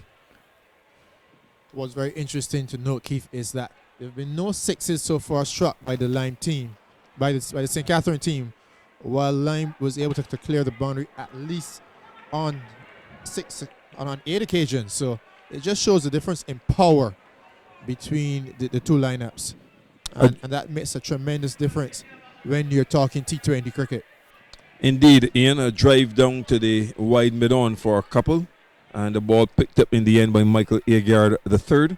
It's 105 for 6 as Ryan Nurse is about to complete his over, and on the front foot driven down to wide long off for a single to Rampersad. So he eases closer towards a well-deserved half century, but it's going to be in vain. 47 from 44 balls. We were talking about his scoring, but a strike rate of 106 and a score of 106 for 6 is not that bad with 2 overs left in the game, and Lyme will be the first team into the semi-finals, Ian. It's not that bad, but when you ask to score at 9 runs and over, it's not good enough. And I don't think that himself or any of the other players within the St. Catherine lineup really hit their straps as they should have. They find themselves way behind this game, and they'll have to go back regroup. But Keith, I just want to touch a bit on tomorrow's game, because we spoke about firepower, and you have 2 teams with a lot of firepower tomorrow. The police, they naturally have licensed firepower, but with the likes of Brian Corbin and Larry Babb, you know that there's something extra coming with the police team tomorrow. And then we don't have to tell you that the UE team with the likes of Chadwick Walton and Jonathan Carter, yes, they will certainly bring a lot of people here to Kent Noble tomorrow. Here is Cummins from around the wicket, the penultimate over of the game, and hit up towards mid-off, a diving attempt, and what a spectacular catch from Matthew Graves, the youngster, coming in and sliding on his stomach. Mario Rampersad denied a half century after this gallant knock, and the 7th wicket going down now for St. Catherine It's 106 for 7 after 18 overs and 1 ball, with that target of 182 just of academic interest, Ian. Well, he dropped a sitter earlier, Graves, but he certainly made up for it with this attempt. Magnificent diving effort and finish off just sliding on the slick outfield. Wonderful catch taken by him. And what a shame that Rampersad didn't get the opportunity to get to that 50 that he's sure he would have wanted as probably some sort of consolation. But you don't come, there no draw cricket, as my good friend Courtney Brown would say, especially in T20 cricket. So the St. Catherine team unfortunately slipping a little further. That's now the, I'm just trying to see how much wickets that they have down now. 7 wickets down.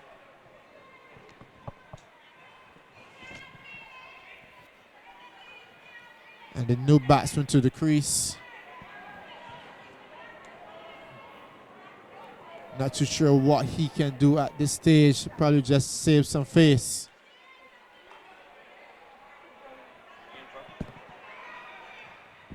Yes, Shane Powers comes out to join Shad. I recall last year in the Super Cup, poor Shane had 5 ducks. And we don't want to tell you more about what he would have done with that. Perhaps the farm has grown. Good night to his dad, Albert, the former Barbados, on the 19-hour spinner. Or cameraman, he's asking if the team didn't have any more players, that one guy could have so many ducks. But the captain of Wildy, Ian, Pedro Graves, was dismissed for 3 ducks at the start of this year's Sagicor T20. First match, 1 ball duck. Second match, 2nd ball duck. Third ball duck. And then he managed to get 27 in the next match. So he was able to break his sequence, 109 for 7. If I know Pedro well, he would tell you that he was in a lot of form. He's a talker. He is a talker. Very, very positive guy. Well, maybe you need in this cricket, Keith, to just bring that little aura of invincibility with you. This is not the game for the weak-hearted. You can't second guess yourself in T20 cricket. It's far too fast. It's far too powerful. I think that's what Lime had here tonight. Probably a bit more belief and conviction in their stroke play. And they just had that bit of hunger about them.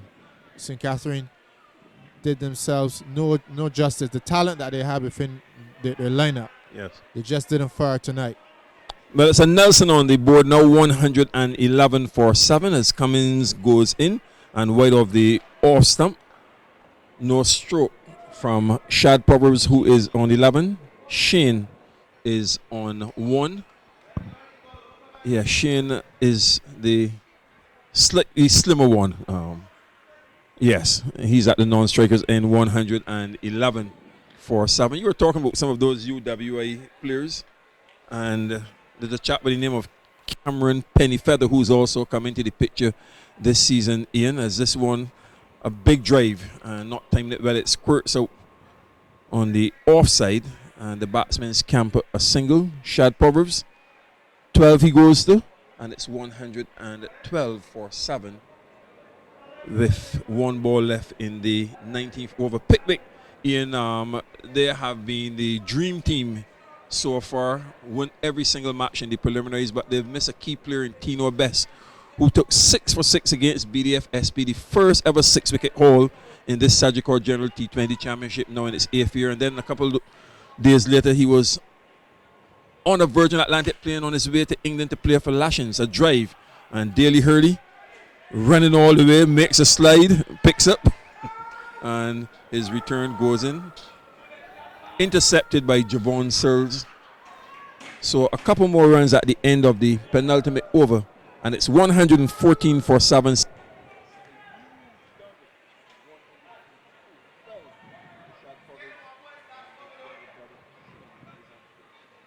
Well, I just wonder how tonight sets the bar up for tomorrow in terms of targets. You've seen a team come out here tonight and put 182 on the board. And I'll be very interested to see how the two teams go about it tomorrow.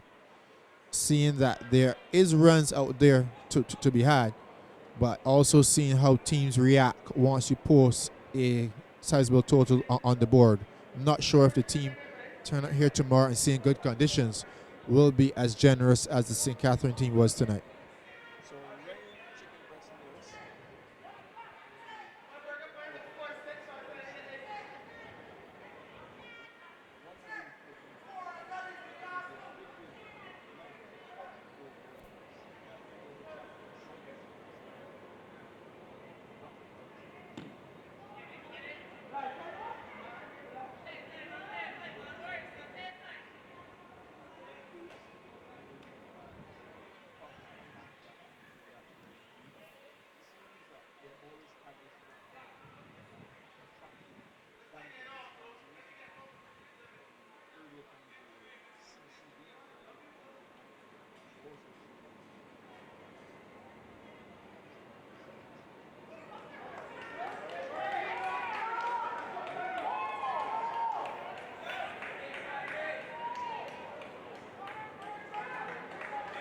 We've been very fortunate that Counterpoint have supported us. Obviously, supported us at a time when we had some challenges with our clubhouse and so forth being damaged. And we were pleased that over the last couple of years they've stuck with us. And we're just hoping that our performances can in some way repay their generosity.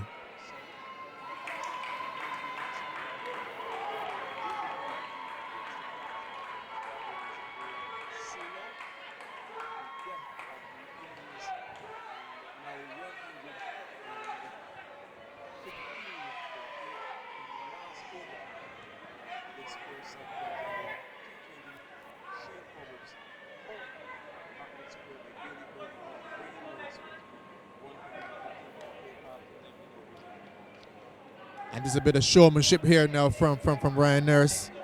Just telling the batsman off, saying, you can't pull me. I might not be as sharp as I was 8 years ago, but I still can bowl a heavy, sharp ball.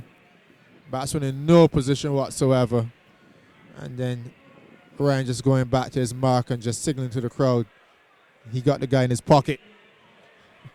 I guess when you're at top and you know you got to win, you know you're going to win, you can afford to do such things. Well, Patrick Barrow has responded to our message.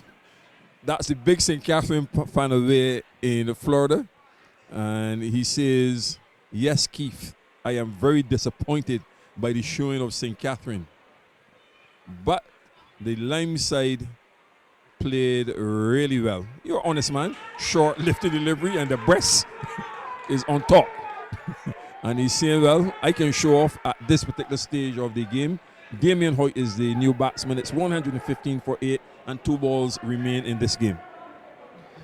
Oh, Ryan Nurse reliving some of the memories of years gone by, marching back to his crease. And wouldn't he love to probably have a over or 2 more now with his tail up? Just a solitary slip. Third man. He has a point, aborts his run, extra cover mid-off, long on, mid-wicket, deep backward square, and a fine leg. An opportunity to describe his feel for the last 2 balls of the opening game in the quarter-final lineup of the Sagicor General T20 Championship. And tomorrow, Sagicor Life UWA against Police. Then on Friday, it's ASA Field against Lee Bistros, and the off-stump knocked out. So, more glory for Ryan Chicken Breast Nurse, and he punches away, running out towards cover with the stump flattened. 115 now for 9, and 1 Proverbs, and then the other, both in the same over. Shad goes for 13 from the same number of balls with 1-4. And again, for the records, he would want to take the final wicket to further argue that St. Catherine were bowled out in. I'm sure just for bragging rights, they will want to finish it off in style. But what a spectacular view. Nothing like that a fast bowler likes to see that stump being cartwheeled out of the ground. And just to rub salt into the wounds of the St. Catherine team. I think they will be setting a field that is a bit flattering, should say the least. Yes, 1, 2, 3, 4, 5, 6, 7 slips, 3 gullies. Well, 1, 2, 3, 4, 5, 6 slips, 3 gullies. And the last man, Damien Brown, to face the last delivery from Ryan Nurse. What a spectacle. In from the Garner end at the north. And he covers up and guides it down to the 6th slip.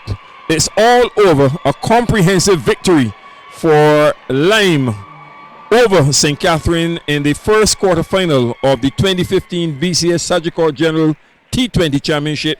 Set 182 for victory, limited to 115 for 9, and therefore comprehensively winning by 66 runs in this opening game, with the second quarterfinal set for tomorrow. And it brings together Sagicor Life UWI, 2-time champions, against Police. On Thursday, ASAF Field Pitwick play against Lee Bistro's Carlton. And the last quarterfinal on Saturday night, Maple, like UWI champions on 2 occasions, will oppose Ian Bradshaw's Counterpoint Wanderers. And then in the semi-finals, which have been rescheduled for Tuesday, June 30th and Wednesday, July 1st, instead of the original dates of July 2nd and 3rd, the winners of the first 2 quarterfinal matches will battle in the first semi, and the winners of the other 2 naturally will play the second semi. The big final has been pushed back to Friday, July the 10th, instead of the original date of July 5th. And all matches in the Sagicor General T20 Championship at the knockout stage, which will have started here tonight, are being streamed live on the BCA website, www.bcacricket.org, and are also shown on MCTV channel 116. That's Trident 10, with 2 reports of each match. Admission fee, just $5 for the quarterfinals and semifinals, $10 for the final. And Barbados Cricket Association members will be admitted free of charge on presentation of a valid membership card. Are you a member of the BCA by now, Ian? No, I've not yet received my membership. I guess maybe one day they'll be so kind. But for those who have come out and watched the cricket here tonight, they've been blessed. Wonderful cricket being put on show. And you said, Keith, it's great that it's being televised.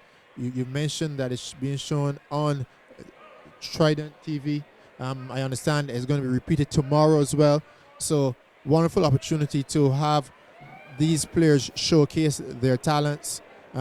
This game tonight, it didn't have the nail-biting finish that we probably might have looked forward to.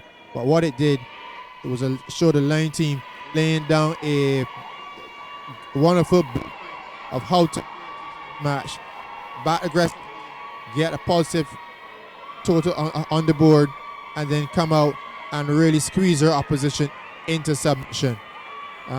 It's been great to have been. I look forward to coming again here tomorrow. Wonderful game that's set up with the University of the West Indies. They've done so well in the preliminary round, coming up against the unpredictable Police. And I ask you just to join us here tomorrow at 7 o'clock for the action. Well, just let's run through in the scorecard of the St. Catherine innings. Omar Phillips was bowled by Hurley for 35. Mario Rampasad caught Graves, bowled Cummins 47. Derek Bishop stumped Thomas, bowled Hurley, no score. Alric Batson caught Cummins, bowled Hurley 4. Shamar Cook caught Cummins, bowled Agard 1. Kenroy Williams caught Cummins, bowled Agard 2. Darnell Greenwich caught Cummins, bowled Hurley 2. Shad Proverbs was bowled by Ryan Nurse for 13. Shane Proverbs caught Hurley, bowled Ryan Nurse 3. Damien Hoyt not out, no score. Damien Brown not out, no score as well. There were 8 extras made of 1 by 5 wides and 1 leg by, along with a no ball. 115 for 9 from their 20 overs. And the wickets fell at 76 after 11 overs and 1 ball, and then the collapse came. 76, 80, 82, 87, 89, 106, 108, 115, limited to 115 for 9. after Lime made 181 for 5. The bowling, Miguel Cummins, 3 overs, no middens, 1 for 25. Javon Sears, 2 overs, no middens, none for 18. Ryan Nurse, 4 overs, no middens, 2 for 17. Ashley Nurse, 3 overs, no middens, none for 19. Michael Agard, 4 overs, no middens, 2 for 15. And Daly Hurley, 4 overs, no middens, 4 for 19. Lime, who were sent in, 181 for 5. Cyprian Payne, 46. Jason Hines, 6. Randy Thomas, 42.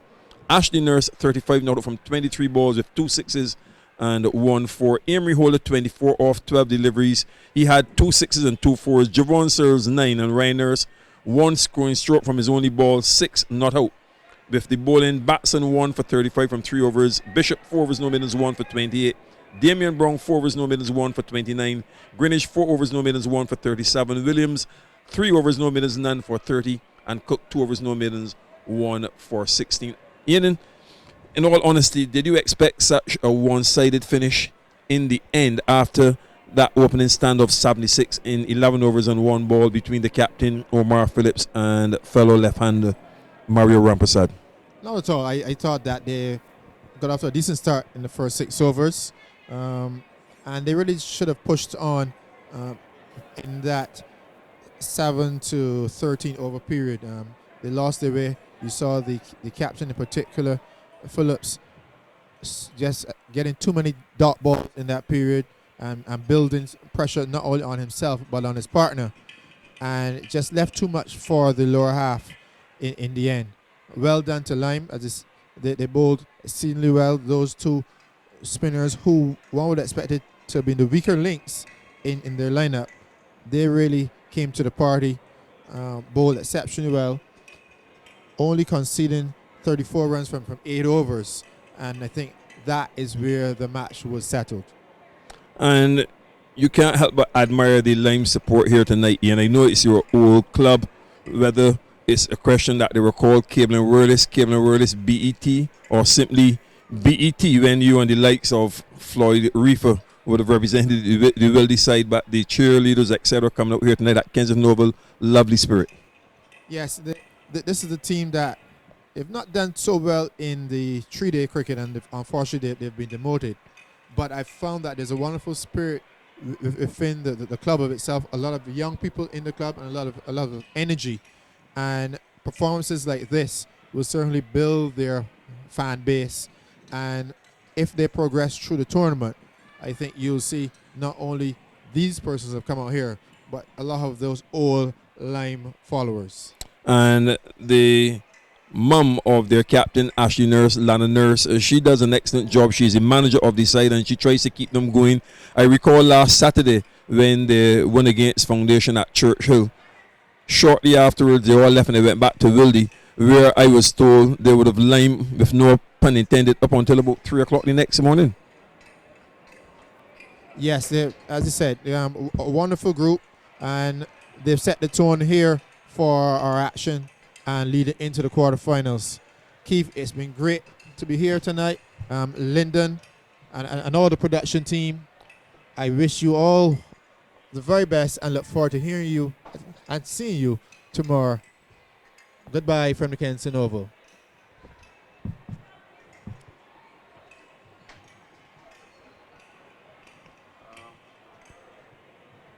Gary, just a minute. Warning. Look, I was here. Sorry, meeting Robin Paris. Yeah, you messaged me.